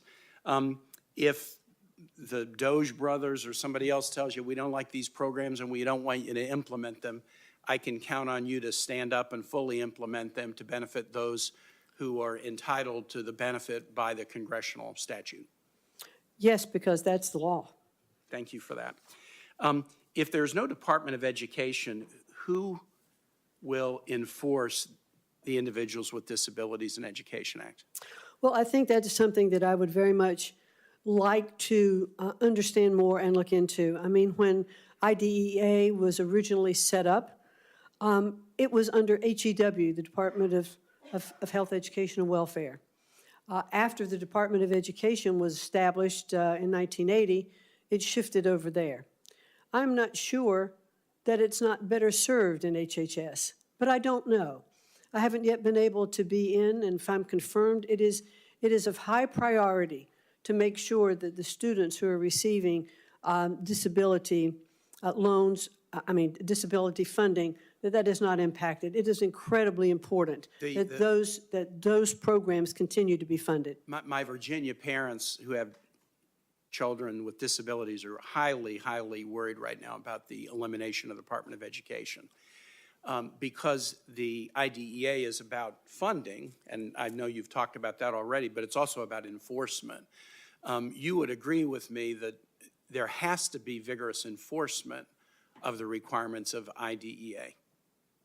Well, I certainly agree that we want to make sure that that funding gets to those students I'm and not it's not asking about defunding. funding. I'm asking about enforcement Well, of the yes, provisions. the programs have to have accountability. All the programs do. What role do you think the federal government should play in addressing the national teacher shortage? Well, boy, that is a really critical issue, that we're not attracting and keeping our teachers. One thing I think we need to make sure of, and I'm not sure it's a federal government policy, because that really should be at the state level. How are we educating and teaching and training our teachers? How are we making sure that they have the supplies that they need in their classrooms? We need to make sure that the funding is proper in the state so that they can support teachers. Let me say a word about funding. Just in the first couple of weeks of the Trump administration, here's what they have done with respect to the teacher shortage. They've canceled grants going to jurisdictions, including jurisdictions in Virginia, on teacher training programs that have been designed to reduce teacher shortages. There's also a national priority that I'm sure you're familiar with, national board certification for teachers. It's kind of giving teachers the ability to sort of up their professional credentials, and often local governments and occasionally the federal government will give an incentive, a financial incentive for upping your credentials. The Trump administration canceled the grant that goes to the organization that administers national teacher certification. I get it that the primary responsibility for dealing with teacher shortages is at the state and local level. But the federal government has played an important role in this, and there are important ongoing initiatives to help states deal with it that this administration is canceling, suggesting that they don't really prioritize having highly qualified teachers standing up in front of every classroom. My time has expired. Thank you, Mr. Chair. Thank you. Senator Hawley. Thank you, Mr. Chairman. Mr. McMahon, thank you for being here. Nice to see you again. Let me just say this. The last 4 years have been, in many ways, absolutely hellacious for students on our college campuses. You had the last administration which issued federal rules, binding regulations that required our college campuses to put biological men into women's locker rooms. You've had multiple universities claiming the mandate, claiming the cover of the Biden administration, forcing women to accept biological men in women's sports. And so you've seen young woman after young woman denied basic safety in their changing facilities, for heaven's sake, basic safety in their dorm rooms, not able to play college sports. Now, I'm delighted that a federal court finally struck down this Biden administration rule back in January, just over a month ago. And President Trump issued a clear, strong, unequivocal executive order saying that Title IX will be enforced according to its terms, which is Title IX protects women's sports, it protects women on college campuses, no more men in women's locker rooms. This is a huge victory for common sense and the rule of law. My question to you is this: a number of universities, including some very prominent ones that love to call themselves elite, have said they're not going to follow that executive order. They're going to keep having men in women's locker rooms. They're going to try to get men in women's sports. What can be done to ensure that these colleges comply with the law and that women are safe on campus and that women are able to play sports without men interfering? Well, certainly, I agree with you that I was very happy to see that those restrictions on Title IX vacated, so that we are really back to what Title IX was originally established to do, and that was to protect sexual discrimination. And women should feel safe in their locker rooms. They should feel safe in their spaces. They shouldn't have to be exposed to men undressing in front of them. I think I heard one person the other day say, well, the guys just should hold the shower curtain in front of them so that they aren't exposing themselves. I mean, really, that's just not what we should be doing. We want to make sure that Title IX, which is the law, is enforced. And we need to uphold that. Will you investigate those universities that are not complying with Title IX, that are not complying with the president's executive order? These universities are absolutely getting federal funds from this department, the department that you're going to run if and when you are confirmed, and I believe you will be, will you investigate those universities and give them an ultimatum? Either they need to comply with the law, they need to follow the law of Title IX, they need to follow the rules issued by this administration, your department, or no federal funding. I mean, will you make sure that the law is enforced? Yes, we will make sure the law is enforced. Very good. Let me ask you about, I'm a teacher, and this The senator will suspend. will be terrible for my district. The committee will come to order. Capitol Police are asked to remove the individual from the hearing room. Members of the audience are reminded that disruptions will not be permitted while the committee conducts its business. The senator will resume. don't worry, Ms. McMahon, it's me, it's not you. It's all right, that effect. Let me ask you about something else that's happened on our campuses in the last 4 years, the wave of anti-Semitism that we've seen, particularly after October 7th with the attacks on Israel.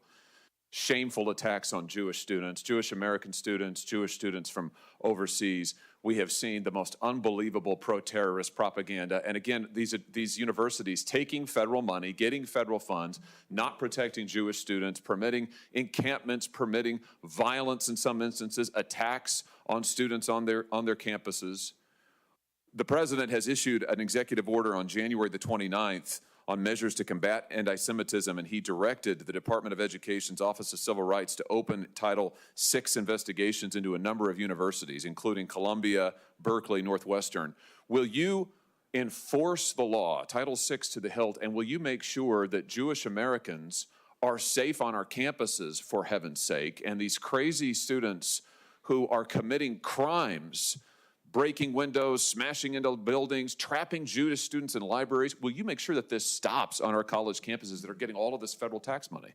Absolutely, or face defunding of their monies. Very good. And let me ask you about something else. For students who have come to this country on a student visa, and as you know, that's a lot of people on our college campuses. For students who are here on a student visa, who have threatened their fellow students, threatened Jewish students, who have supported terrorist organizations, who have broken our law by trespassing or vandalism or acts of violence against Jewish students, will you see that those students, that their visas are revoked and they are sent home and they're not allowed to stay on our campuses under cover of our laws, committing crimes and threatening our own students? Will you return some common sense to our campuses in this way? Yes. Fantastic.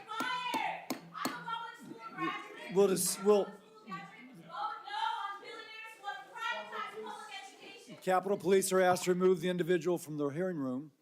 I'm not sure it's going to matter, but I'm going to remind members of the audience that disruptions are not to be permitted while the committee conducts its business. Please show people the regard you would have them show yourself if you're in this role. It may seem trite, but the rudeness of people who are trying to squelch others as they're trying to communicate in an incredibly public forum is just amazing, amazingly bad. With that editorial comment, I then go to Senator Hassan. Thank you, Mr. Chair, and welcome, Ms. McMahon. It was good to meet with you in my office a little bit ago. And I've been starting these hearings with a question I never thought I'd have to ask, and I'll cut to the chase with you because you've said several times that you will uphold the law, so I assume that if the President of the United States gives you a directive that breaks the law, you will instead do what you are legally required to do rather than his instruction. The President will not ask me to do anything that is against the law. Well, the last month has told us that it is quite likely he may, but I am going to take you at your word that you will enforce the law because you've said it several times today. 3 weeks ago, the President unilaterally cut all federal grants by issuing an indefinite freeze. That's an unconstitutional and, yes, illegal action that was stopped by federal courts, to my previous point. Subsequent reporting indicates that the President is also planning to eliminate the Department of Education, the department that you're interviewing today to lead. And there's this little bit of, I don't know, the whole hearing right now feels kind of surreal to me. It's almost like we're being subjected to a very elegant gaslighting here, because Senator Hawley just asked you, and you talked about the need to enforce protections for Jewish students on college campuses, but the very department where the enforcement would take place is the Department of Education, and he wants to eliminate it, and you say you will work with him to do that. Similarly, you've talked about the importance of apprenticeships and other kinds of career and technical education, really important. There's bipartisan support for that here. The Republicans are in charge. We have bipartisan bill after bipartisan bill. We could go right forward with it, but there's this discussion as if we haven't made any progress on that, and there's somehow a partisan divide about that. So I'd encourage you to look into that. But I want to talk a little bit about why the Department of Education is so important. It plays a critical role in making sure that students, regardless of their zip code, race, gender, disability, or family circumstance, have access to a quality public education. It was established because Congress recognized that the country has a compelling interest in ensuring that all of our kids become self-sufficient members of our workforce and our civil society. New Hampshire schools rely on federal funding of about $2,000 per student to provide that public education. What would you say to parents in my state who are concerned about the president's attempt to cut all federal funding to New Hampshire and to eliminate the Department of Education? Are you telling parents that their children should lose access to special education services, for example, or lose access to trained teachers or school nurses? Well, thank you, Senator, very much. Let me just object to one point, and that is that, the residents in the state of New Hampshire should not be concerned that federal funding is going to be removed from their schools. How they get that federal funding may change. My time is limited. What department do you suggest would then administer that funding? Which funding? The special education funding. Special education, I think it could very well go back to HHS, where it started. All right, so I just want to be clear, you're going to put special education in the hands of Robert F. Kennedy Jr. Now, I want to talk about IDEA a little bit more. I want to turn to a specific issue regarding the president's plan to eliminate the Department of Education. What does the Individuals with Disabilities Education Act promise? It promises that we're going to take care of these students, that they're going to be provided with assistance that they have in the schoolrooms, the technology that they need, the assistance, and you and I talked a little bit about that with your own child. IDEA guarantees children with disabilities a free, appropriate education. What is the federal investment promise to states under IDEA? What's it supposed to be? In terms of dollar amounts? Yeah. I'm not sure. The federal government committed back in 1975 when it passed IDEA to pay 40% of the average per pupil expenditure for special education. You know what the federal government actually does? I think it's around 14 to 18% at this point. It's about 15%. But it's an appropriated amount from Congress, though, and so Congress needs to appropriate those dollars to spend. That's right, but the President of the United States is proposing, and the Republicans in Congress are proposing massive tax cuts for billionaires, and they're trying to pay for it by massive cuts to education and other services. And just so you know, New Hampshire would lose $60 million in IDEA funding if IDEA were eliminated. My time is almost up. I'm just going to say this. The reason the Department of Education came about in about 1975, IDEA was passed in 1975. 1979 was the department. And Mr. Chair, I'll take just a second here. But people need to understand, people like my son, we talked about him. Before IDEA, before the Department of Education existed, state and local schools did not educate these kids. They barred them from the classrooms. These kids were institutionalized and abused. There is a reason that a Department of Education and IDEA exists, and it is because educating kids with disabilities can be really hard. And it takes the national commitment to get it done. And that's why so many people are so concerned about this proposal to eliminate the department, because they think kids will once again be shoved aside, and especially kids with disabilities. Thank you, Mr. Chair. Thank you. Senator Scott. Thank you, sir. One of the things that you and I had an opportunity to talk about a number of months ago, I actually believe that competition does, in fact, increase the production as well as improve the outcome. Typically, whether it's private sector, frankly, public education, I think competition is a key component to making things better and typically cheaper. I think charter schools is a classic example of that. Typically speaking, some of the most successful schools in the country, think about success academies in New York City, where you have 83% minorities who are consistently ranked in the top 5 high schools in the state because all kids have high potential of learning. I think that we need to make sure that every parent has choice so that the kids have the best chance at life. By the way, I think that public schools are part of school choice from my perspective. Public schools, private schools, charter schools, virtual schools, homeschool. I want the parents to make that choice because they care the most about their kids. I know some people think it's the teachers' unions. I think it's the parents. I'd love to hear your thoughts. I'm sorry. I'd love to hear your thoughts. Oh, absolutely. I agree that competition is, I think, very key.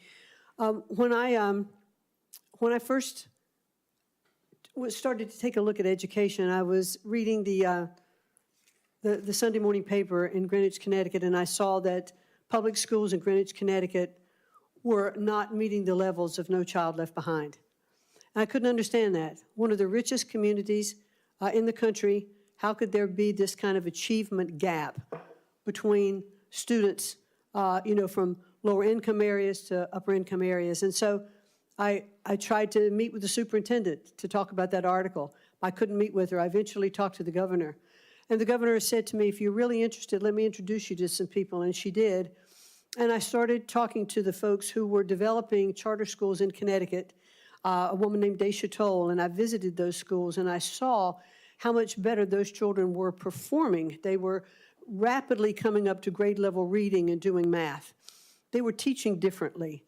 And I thought, this is a real opportunity. This was a charter school, which is a public school. Yes. And in the state of Connecticut, it's not fully funded. The facility is not provided. And so it's a public-private partnership to make sure that these schools are offering choice and competitiveness. So we saw it was clear evidence how those schools provided an opportunity for students to succeed. Awesome. You only have 2 minutes left. That was a quick, maybe I have as much time as I want. I'll be the chair for a few minutes. It's great. Oh, my goodness gracious. Never mind. I didn't see that hammer you had there. So back in 2017, I started working on creating a definition in higher education for anti-Semitism. I thought then that we were seeing a little uptick, and having been raised in the Deep South, I'm familiar with discrimination and the challenges that come with, unfortunately, the color of people's skin and or their religious beliefs. And if you look at the level of hate that we've seen recently on college campuses towards our Jewish students, I find it disgusting, frankly. I hope that you will commit to investigating reports of anti-Semitism to the full extent of the law, especially on college campuses around this country. Yes, absolutely. There should be no discrimination of any form. But, I fully believe that there should be First Amendment protection for discourse and for freedom of speech. But when you become involved in activities that are actually endangering the students that are on campus, then that is not what should happen. And those schools that accept federal funding that allow that to happen should face defunding.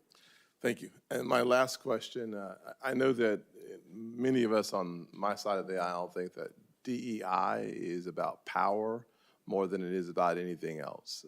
I think diversity actually is very healthy for our country. It is the backbone and the strength of our country. I think diversity, equity, and inclusion is a political movement that has very little to do with the advancement of people based on the merit, based on what they have to offer, and more to do with about gaining power and political position. President Trump and I worked a lot on HBCUs, historically black colleges and universities. He was able to take that funding to the highest level in the history of the country. He was the first president and the only president to make that funding permanent. There's no doubt that our country still struggles with the issue of race, but one of the shining examples of a merit-based system that helps those who do not have see the perspective that the American dream is for them. I hope that you will commit to continuing the efforts of President Trump on supporting historically black colleges and universities. Yes, as a matter of fact, I met with the president of Howard University a week ago, and we sat and talked through a lot of the different programs that are offered there. and I was very impressed, and I understand that I believe that I'm an honorary Board of Regent member. That may not be the right description by virtue of if I am confirmed as the Secretary of Education, and I look forward to continuing those programs. And with my last 5 minutes? Make it fast. Okay, I'm done. Thank you, Senator Scott. I see Senator Hickenlooper jumped in front of the freshman. No, I'll yield to the freshman, just out of deference to her frosh status. okay. Senator Blunt Rochester, you're recognized for 5 minutes. Thank you so much, Mr. Chair and Mr. Hickenlooper, for that sharing of the time. I will first start out by acknowledging that today here with us are representatives from the Delaware State Education Association, and I want to thank them and all of their members for being here in Washington, but more importantly, for what they do for the students and families in the state of Delaware. I also want to thank you, Ms. McMahon, for taking the time to come and meet with me and talk about a myriad of issues. I especially appreciated your candor in our meeting. And, you know, as I'm sitting here watching the passion of the participants, of the members, it is clear that education is so important to this country. And I am clear-eyed about the challenges that we face in accomplishing the goal of ensuring that all students are able to be prioritized. I shared my concerns about the call to abolish the department. I am particularly concerned, as a former cabinet secretary myself, cabinet secretaries do have the influence, the power, the responsibility to share what is good, what is bad, what is wrong. And so I understand waiting until you get into a position to figure some things out, but there are core basic things like, do we have the confusion that people have over this executive order on diversity? They are scared. The fact that school kids are afraid to come to school, maybe because of their status, you know, we're hearing all kinds of stories, and that's why this hearing is so important. That's why this position is so important. And I'm just a little confused because part of the reason why it was created was because in HEW, children were buried into these big departments. Why do you think that a department that is focused and that really is dealing with children, whether it's civil rights, disability, providing the checks and balances, why do you think that it is better to stick the functions of dealing with children with disabilities in a huge department that will not have the same priority? Thank you very much, Senator, for that question. The bottom line is because it's not working.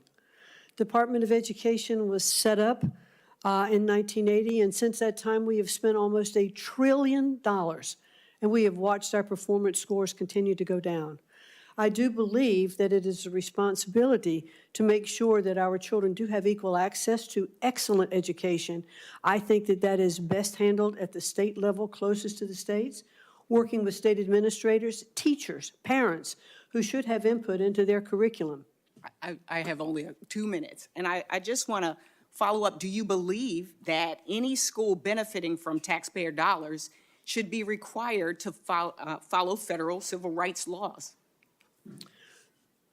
Schools should be required to follow the laws. Anybody getting getting taxpayer dollars. And so that's good. So private schools should not be able to turn away a student with a disability or a student based on their religion or their ethnicity or race. Well, private schools aren't taking federal dollars. But I'm saying, so they have the ability to say that if they do not believe that they receive them. Well, if they believe that they cannot best serve that student and they're not taking federal dollars, then they have the right not to accept that student. But I'm speaking specifically when we talk about, there's a lot of conversation about vouchers. If private schools take federal dollars, can they turn away a child based on a disability or religion or race? Well, I think that there are also some public schools who are saying that they don't have the... Really just a yes or no? No, it's not. It really isn't. For me, if you want to follow up, because I'm kind of running out of time. Okay, I'd be happy to follow, and I'd look forward to following up with you to discuss that. Thank you very much. Okay, because this is one of the big concerns that we hear about. Also, I believe that as a country, as I said, we've benefited from checks and balances. It's a hallmark. If you're concerned, how would you defend the rights of all students if state and local governments are unable or won't address violations of students' civil rights? For example, how will you intervene if a student is being bullied or harassed on the basis of race or disability? Well, certainly, civil rights, are the rights of everyone. And so we'd want to make sure that our schools are enforcing. The bullying shouldn't happen anywhere. No child should be made to feel uncomfortable. So it is, but the Department of Education does not control that from Washington. Would you put this in the department, when we talked, you mentioned the Department of Justice. Would you move this to the Department of Justice? Well, one of the things that we talked about, as I said this morning, that I think there may be more appropriate places that maybe the Department OCR that is currently in the Department of Education is better served in the Department of Justice, where they have civil rights attorneys as well. But I don't know those things yet. If I'm confirmed, I look forward to getting in and really digesting and understanding where all of these particular aspects need to fit to best serve our students. That's the goal. Well, it's to protect our students. I look forward to following up. You can understand there is a lot of distrust based on people's motivations in just the past few weeks. I think that's why you're seeing all of what you've seen in this audience today in terms of participation of the folks here. This is important. Our students are important, as you know. And so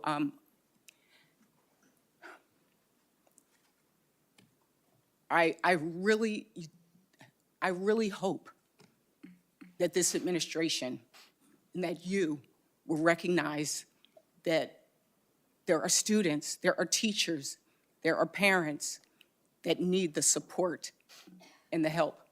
And we hope that you will continue as well with your support of HBCUs. Thank you, I yield Senator. back. Thank you so much, Thank you Senator so much.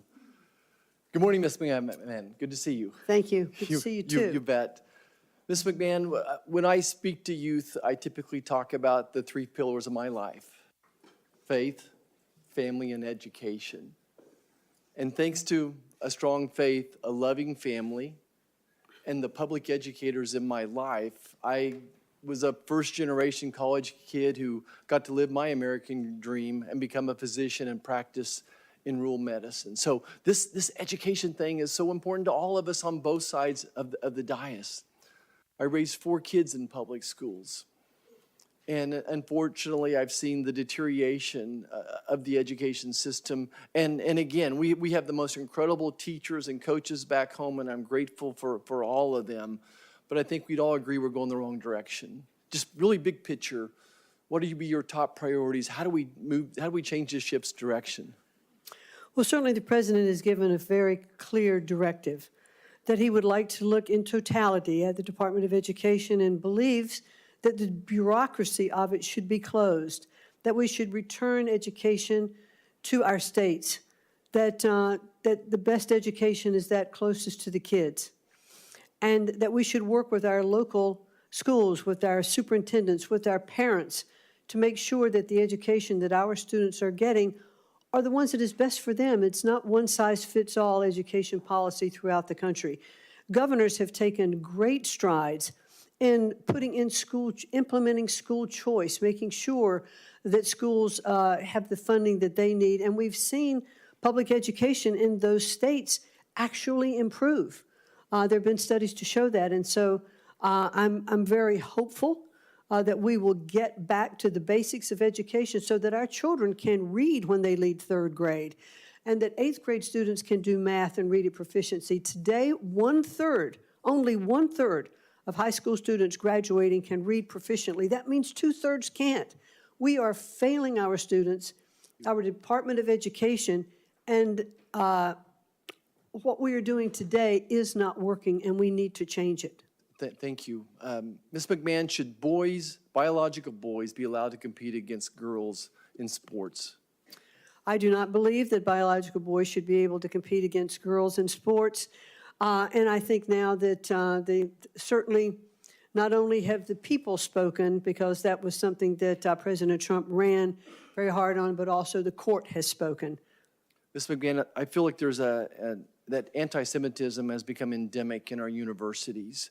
Would you be open to some type of an anti-Semitism commission to evaluate the progress of the universities on this issue?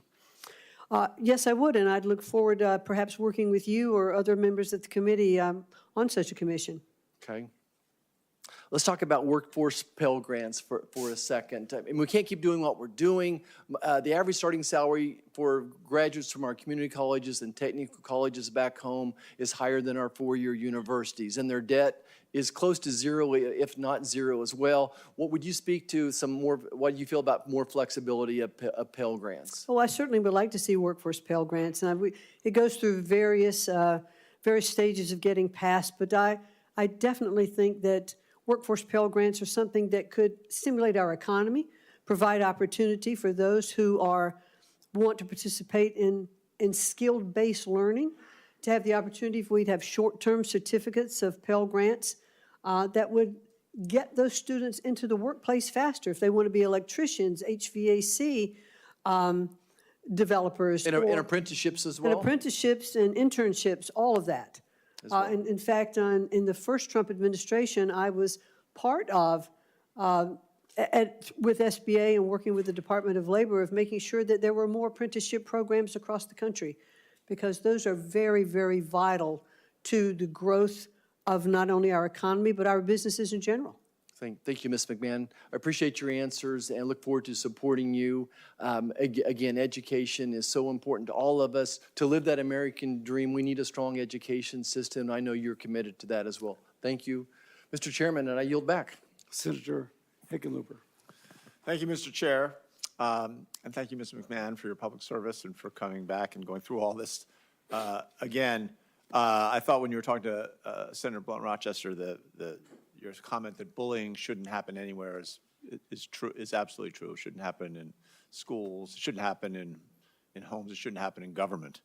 And I'm not going to go over, I agree on the things so much you've covered, anti-Semitism and making sure that there's great clarity around that. I want to talk a little bit about history and the teaching of history. I used to talk about topophilia, which means love of place. And I believe it's a basic building block of economic development of people's affection for a place.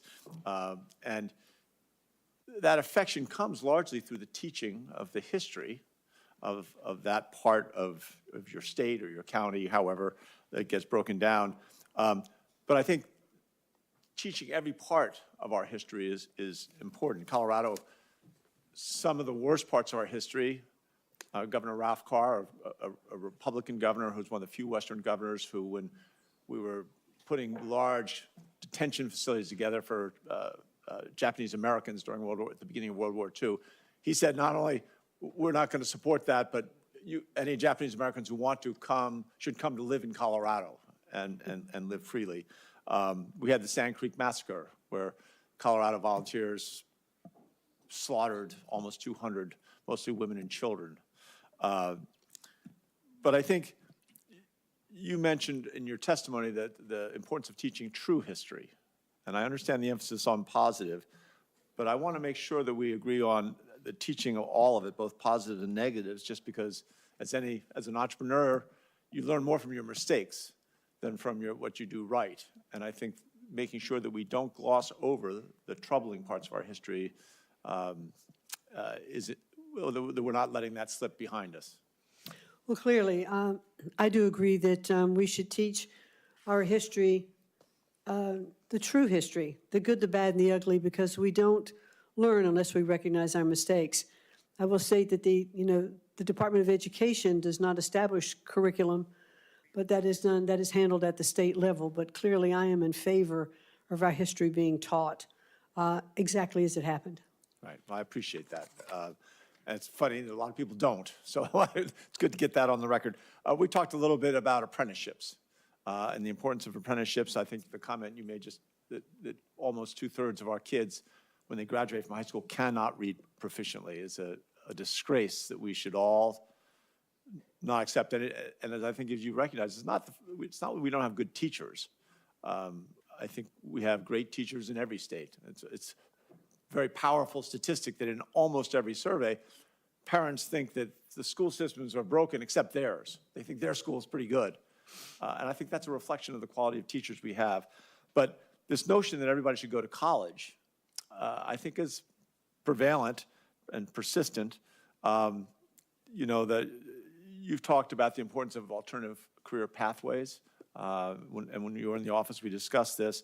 You know, one of the major issues we hear on trying to push apprenticeships, not just to trades and not adult apprenticeships at 18, but 16, 17, 18-year-olds while they're in high school going and working a couple days a week at an insurance company, could be a law firm, anywhere, but learning what a job place looks like, coming back to school and learning things that might make them more successful there.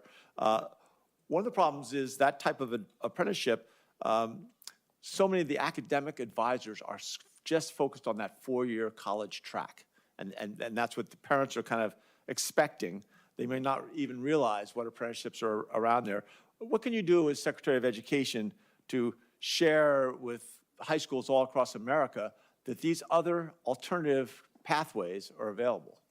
Well, certainly I've been on the record even when I ran for the Senate in the state of Connecticut. I ran twice and didn't win, but I always talked about how we needed skills in our country that we did not have the trades that we need to have today. But I also talked about how parents, I think, are encouraging their children only to go to college and not necessarily recognizing that there are other avenues that those children could pursue. I clearly was a parent who were pushing both my children to go to college, but I realized today that there are other opportunities for students to succeed and enter into a pathway that they will be successful in their lives. So I think apprenticeships, internships, working the public-private sector to make sure that we have our curriculum that is designed for the needs of the communities and business. I think that's incredibly important. It's one of the things that we've striven to do at Sacred Heart University that I sit on the board of education. What are the needs of the community, and how can that curriculum be structured to satisfy that need? And that's, I think, critically important. Great, and we're out of time. Of course, I've got millions more questions. Maybe we'll continue that discussion. I appreciate you being open about not wanting to end the Department of Education completely, and not your willingness to look at Pell Grants on a larger scale. Thank you. Senator Banks. Thank you, Mr. Chairman. Just as a side note, I'm struck by the outburst of some of the protesters in the room, and a number of them have told us that they're teachers. Can you imagine them teaching, these people teaching our kids in classrooms across America, and they come here and act like children with outbursts and try to prevent us, in an attempt to prevent us from doing our job to move you forward, to do the important work that you have to do. For me, that's what this is all about. I have 3 daughters who are in grade school, in public schools, and I want to get politics out of the classroom. I want political flags and political statements and ideologies out of the classroom. And I want teachers to teach our kids and prepare them for the jobs of the future. And I'm very intrigued with what President Trump is talking about in dismantling the federal Department of Education, because I served in the State House, and the Indiana State Constitution devotes a number of chapters to educating our kids. And the last time I checked, the federal Constitution doesn't say a single thing about education, because our founders in their wisdom recognized that that is a role of the state. And Ms. McMahon, I know we've talked about this before, but this is about an attitude of empowering teachers and schools and moms and dads to give our kids the best chance that they can possibly have. And I know that you agree with this, but when I ask anyway, can't the state of Indiana do a whole lot better of a job of spending dollars on education rather than bureaucrats in Washington, D.C.? I certainly believe that to be true, Senator, yes, and that is definitely what the President believes as well, that I'll be repetitive, that education is best handled closest to the child to understand what that child needs and what the community needs. And working with parents, parental rights are so important in educating our children, and I definitely believe that should be a return to the states. Now, speaking of wasting money, the Biden Department of Education allocated over $1 billion in grants toward diversity, equity, and inclusion programs. And that included $4 million toward a, quote, culturally responsive computer science camp for high schoolers, $1 million to train elementary teachers in Iowa on, quote, equity-centered education, $38,000 for a one-day session with a, quote, equity consultant in Michigan, countless dollars toward race-based hiring, which is unconstitutional and unlawful, by the way. Will you commit to ending all racial discrimination in government programming at the Department of Education? That will be my goal, absolutely, to work, and I'd look forward to working with you and other members of the committee as well, and with Congress, to make sure that we can take the ideology, if you will, out of education and focus on actually teaching our students to read and to write and to do arithmetic, because they cannot be successful if they cannot do the basics.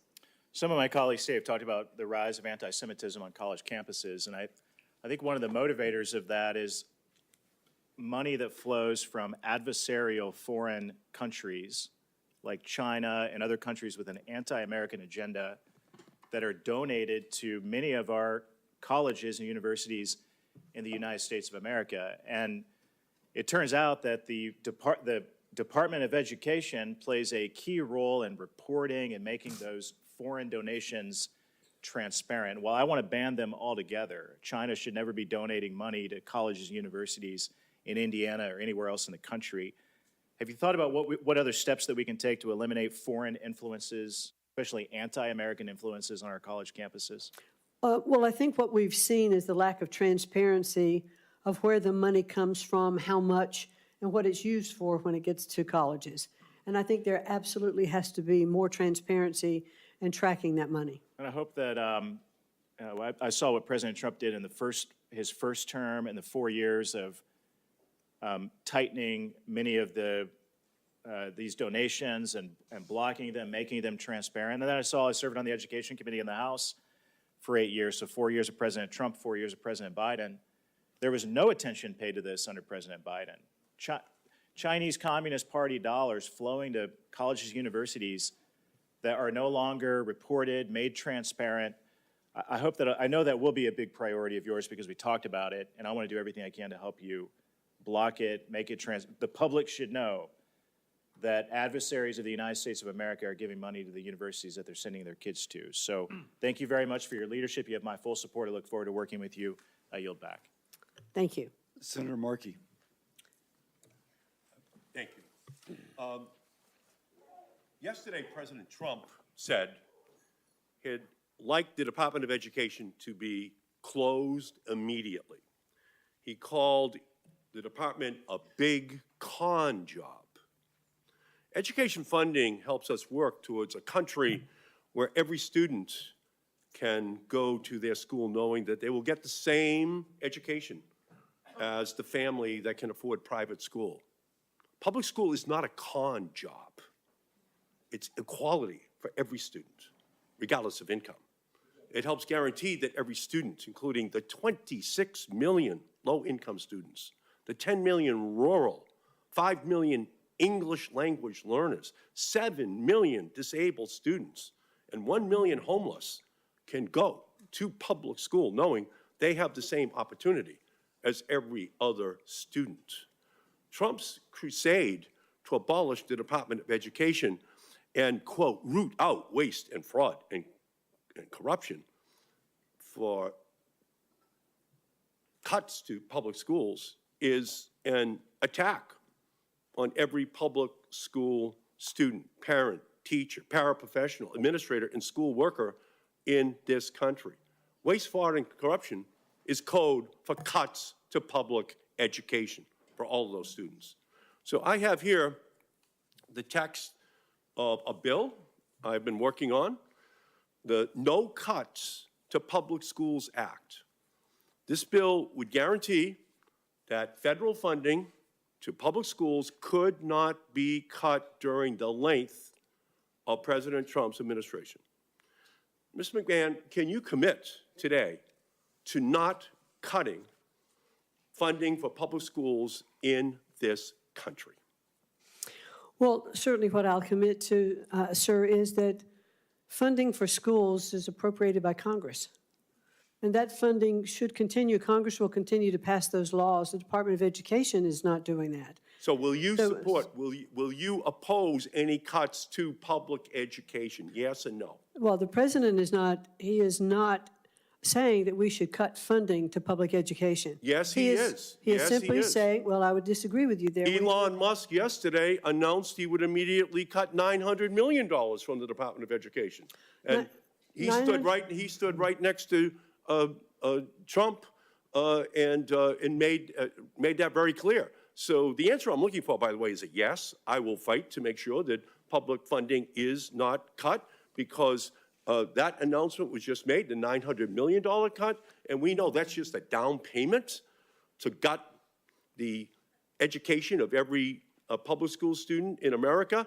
And by the way, to find the billions of dollars that are going to be needed for the tax cuts for billionaires and millionaires in our country, they have to go to the Department of Education, they have to go to Clean Air and Clean Water, they have to go to Medicaid, they have to go to the Affordable Care Act, they have to go to all of the programs that they are calling waste, fraud, and corruption, but that's just another way of saying the programs that help the poor and the sick and the elderly, the disabled in our society. That's what we are talking about, because they want all of these programs gutted to find the funding for the tax breaks. So DOGE, as it's rumbling through the Department of Education right now, just stands for Department of Gutting Education. That's what they're doing. They're inside looking at it. $900 billion is the down payment. So, Ms. McMahon, can you commit today to fight so that not $1 from public schools goes towards paying for tax breaks for millionaires and billionaires? Well, that was certainly a broad view of what is going on right now today with trying to find waste, fraud, and abuse. Those groups that are in the Department of Education, from my understanding, have looked at competitive contracts that are bidding, and let's see where that money's going. How's it being spent? I'm not there. If I may, Senator, what they're doing, you've asked me a question. I would really like the opportunity to answer. What they're doing is, first, they announce the cuts, then they go to find where it is. So it's all backwards, and again, we know what the plot is. And ultimately, the answer I'm looking for is a yes, because if even $1 flows away from an educator or a student towards a billionaire tax break, that will be immoral in our country. Immoral. These kids deserve the funding which they are receiving. And Donald Trump and Elon Musk should be ashamed that they are working harder for billionaires than they are for working families, for these kids who need help. 90% of disabled of students go to public schools. 95% of students with disabilities go to public schools. And Trump and Musk want to take from those students to give to billionaires. That is immoral, it's wrong, it's unjust, and we're going to fight it every single step of the way. Thank you, Mr. Chairman. Thank you, Senator Markey. Senator Moody. Hello, it's so great to be with you. Thank you for joining us today. I'd like for you to have some time to answer some questions. Wouldn't that be unique? I'm wondering, one of my very first important questions is it harder to sit composed and calm and focused among a bunch of WWE wrestlers, or is it harder to sit in this hearing with people popping up and yelling at you all day? I can stay pretty composed and focused in either environment. As you know, the United States Department of Education provides more than $120 billion in grants, and much of that flows through to our public university systems.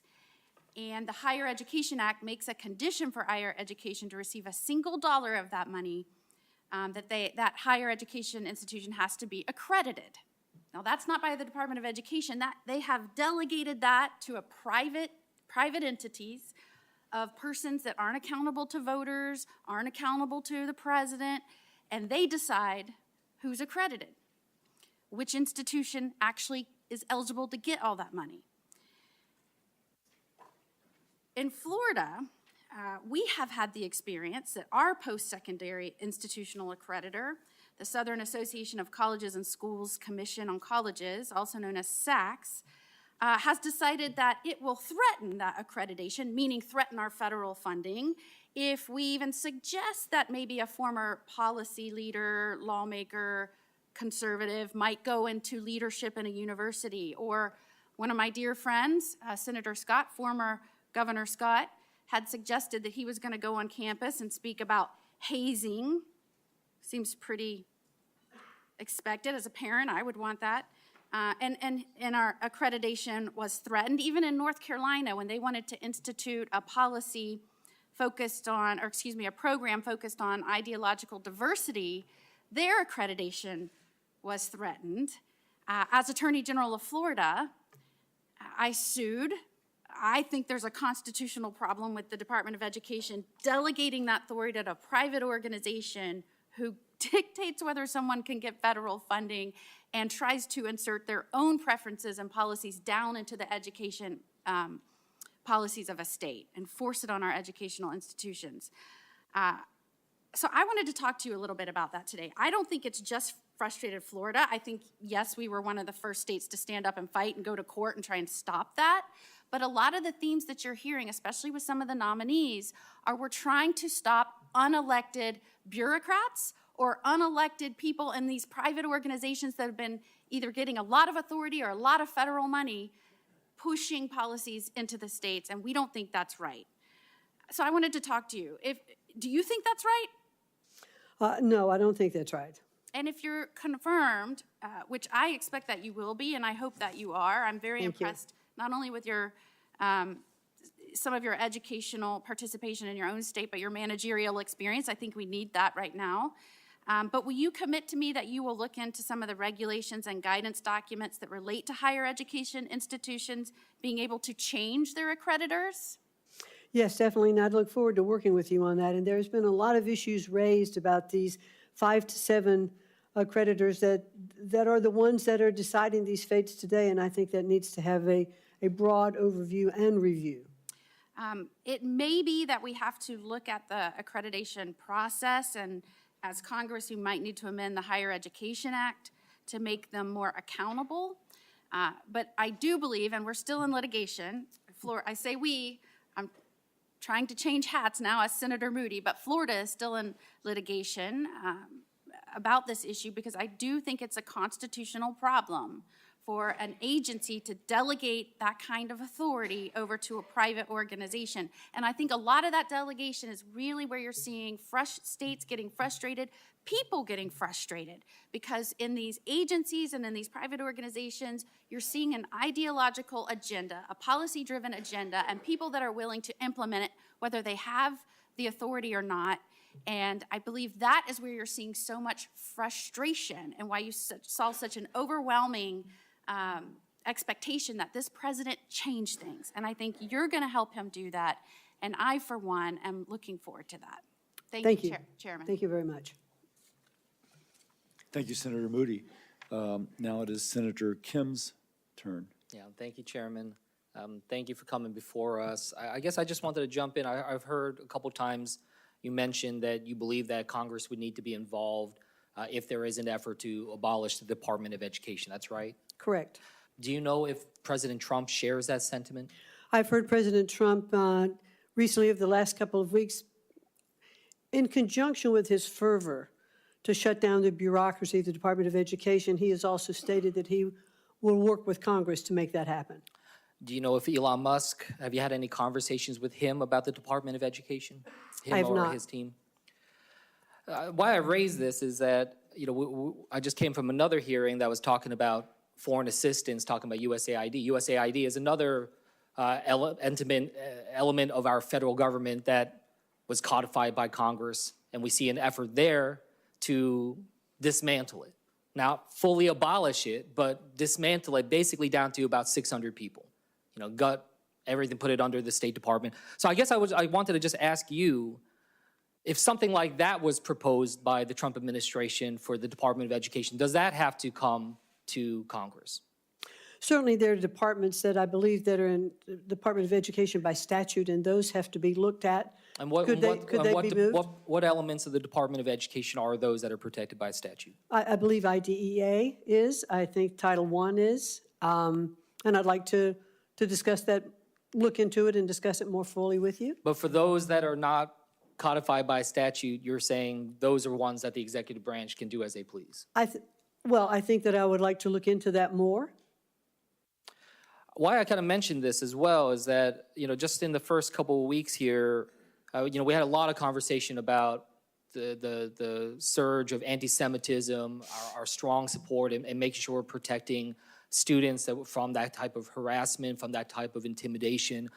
Absolutely something we need to stand against in terms of anti-Semitism. But I guess I was alarmed because what we ended up seeing is that multiple attorneys and other staff members of the department's Office of Civil Rights have been placed on administrative leave with no notice, no explanation. And some of them were in the process of investigating cases directly related to anti-Semitic harassment. So I guess I wanted to just ask you, is that something you would support? Do you think that that's the right actions that we should be taking at this time that we see such a surge in anti-Semitism? Well, Senator Kim, I know it's not a great comfort for me to say this morning that I am not yet confirmed and have not yet been in the department. I don't know about all the administrative people that have been put on leave. I want to look into that. I want to understand it. I want to assess the department. I can't do that unless I'm confirmed and I get there, but I would certainly be willing to come back to you with a more specific answer. But does that concern you at all if you were confirmed? Would you make that a priority to go and see whether or not this is going to impact our ability to respond to anti-Semitism? No, I would want to make sure that we have everything that we need to have in place to protect our students on campuses. One thing that we have been having this debate on here in Congress is about this, and what we've seen is that Republicans have called for a 25% cut in the budget of the Office of Civil Rights. Is that something you would support? I would want to see exactly what that impact is going to be and understand it. Look, I guess I'm frustrated because I feel like this is such a clear place where we can just say, yes, we want to make sure we have as much resources as possible to be able to fight anti-Semitism, to make sure that we're addressing these needs of such a surge. When we see a surge in anti-Semitism, of course we would want a surge in resources to focus on that. So I just wanted to raise that because this whole debate that we're having right now, it feels like it's untethered from just the reality on the ground. And I just urge you, if you are confirmed, that we are understanding the human impact of the problems that are here. I have a second grader and a fourth grader. I got two little boys.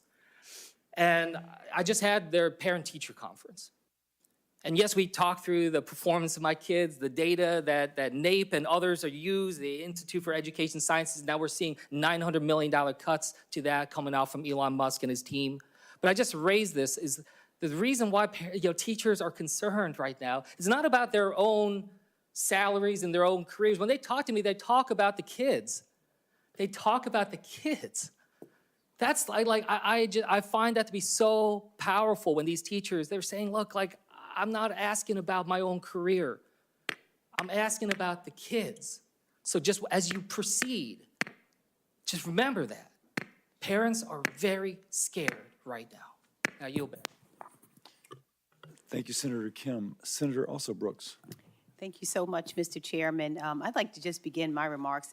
Hello, thank you so much, Ms. McMahon, for being here today. And I'd like to just begin, follow up with what my colleague said and address what I regard as very disparaging comments. I'd just like to say first by one of my colleagues regarding the educators who have come here today. And in the same vein as Senator Kim, the educators who are here, my colleague referred to them as these people, and said, who would want to be taught by these people, the passionate educators who have come here today, not on behalf of themselves, they're here on behalf of our children. And I want to address how shameful it was to say who would want to be taught by them. They are exactly the kind of people who we want teaching our children. The question I have for you today, I know your parents were civil servants, and so you recognize the importance that they bring to their work, the care and concern that they bring to their work. And I have been very concerned regarding the treatment of many of our civil servants, those especially in the Department of Education. You may know that last night a number of them were laid off with 15 minutes to have their computers turned off, access to it, just treated really horribly. So the question I have for you, because one of my constituents on a town hall I hosted last night with 17,000 Marylanders said that they are working in a culture of fear at the department, and that civil servants at the department don't know who will be fired next, have little guidance, and feel like they can't do their jobs, and they care very much about the work they're doing. So how will you address the culture of fear in an environment where civil servants, both Democrats and Republicans, who are working there are feeling undervalued and attacked by this administration?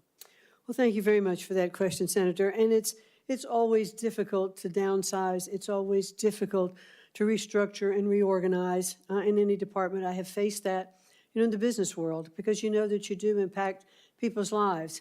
But at this particular point, I know that there are people that are being placed on administrative leave, which means they are still receiving full benefits and salary while their jobs are being looked at and how the department is being evaluated overall. I think people should always be treated with respect and with humility. And I would hope that that is what is going on within the Department of Education. I'm not there in person to see that yet, but it was certainly something that I would strive to do in any reorganization that we would take. Okay, and I'd also like to ask you regarding the president's targeting of legally binding collective bargaining agreements. He has really targeted those, to ask you whether you will commit to abiding by the agreement and upholding civil service employment protections. I will certainly commit to working with you and to looking into those issues if I am confirmed to be the Secretary of Education. And also to ask you whether you will commit to ensuring that federal workers with disabilities, many of them are very concerned about whether they will continue to have reasonable accommodations as required by law. Well, as required by law is the key phrase there, yes. Okay, well, in the same vein, there are some who are concerned about being forced now to reapply for accommodations. These are people who have had those accommodations given to them, and they're being told now that they must reapply for those accommodations with their supervisors. And so will you commit that the department civil servants with disabilities will have their reasonable accommodations honored without interference or delay? I'll certainly commit, if I'm there and confirmed, to look into all of those and to get back to you. Okay. And finally, I'd like to ask you regarding the freezing of funds. If you are confirmed, would you support any directive from the president to freeze funds that have been appropriated by Congress, including funds that students and families rely on to pay for college? If they've been appropriated by Congress, those funds should be disseminated. Okay, and so you would block any directive. You would not adhere to any directive, including some of our HBCUs in my state, Bowie, Coppin State, Morgan State. You would not interfere with the freezing of those funds. I commit to you that I will look into every single one of those programs so that I can get back to you and say, this is what I've found, this is what I've discovered, this is what the action is being taken against it or in favor of it, because I'd want to be very inclusive with you on that regard. Okay, the final question, I just have 9 seconds here. Title I, I know that you said you support it. If the Department of Education is dismantled, what will you do to protect the students who are disadvantaged and impoverished on Title I funds? Well, Title I funds are appropriated by Congress. They flow directly to the states today. They go to the State Department of Education, then they're deployed to the districts. So the Department of Education is not really involved in that distribution. Okay, thank you so much. Thank you. Thank you, Senator Also Brooks. Senator Sanders. Thank you, Mr. Chairman. I ask unanimous consent to enter into the record 18 letters opposing Ms. McCann as Secretary of Education. So ordered. I will now conclude, but let me first say that the Capitol Police are requesting that the audience remain seated until Ms. McMahon leaves. So just to first say that. Ms. McMahon, thank you very much for being here. You've handled yourself extremely well. I now ask for unanimous consent to enter into the record 55 letters of support for Ms. McMahon's nomination. And this concludes our hearing. For any senators who wish to ask additional questions, questions for the record will be due tomorrow at 5 p.m. Once more, audience, please stay seated till Ms. McMahon leaves. Thank you. Thank you very much.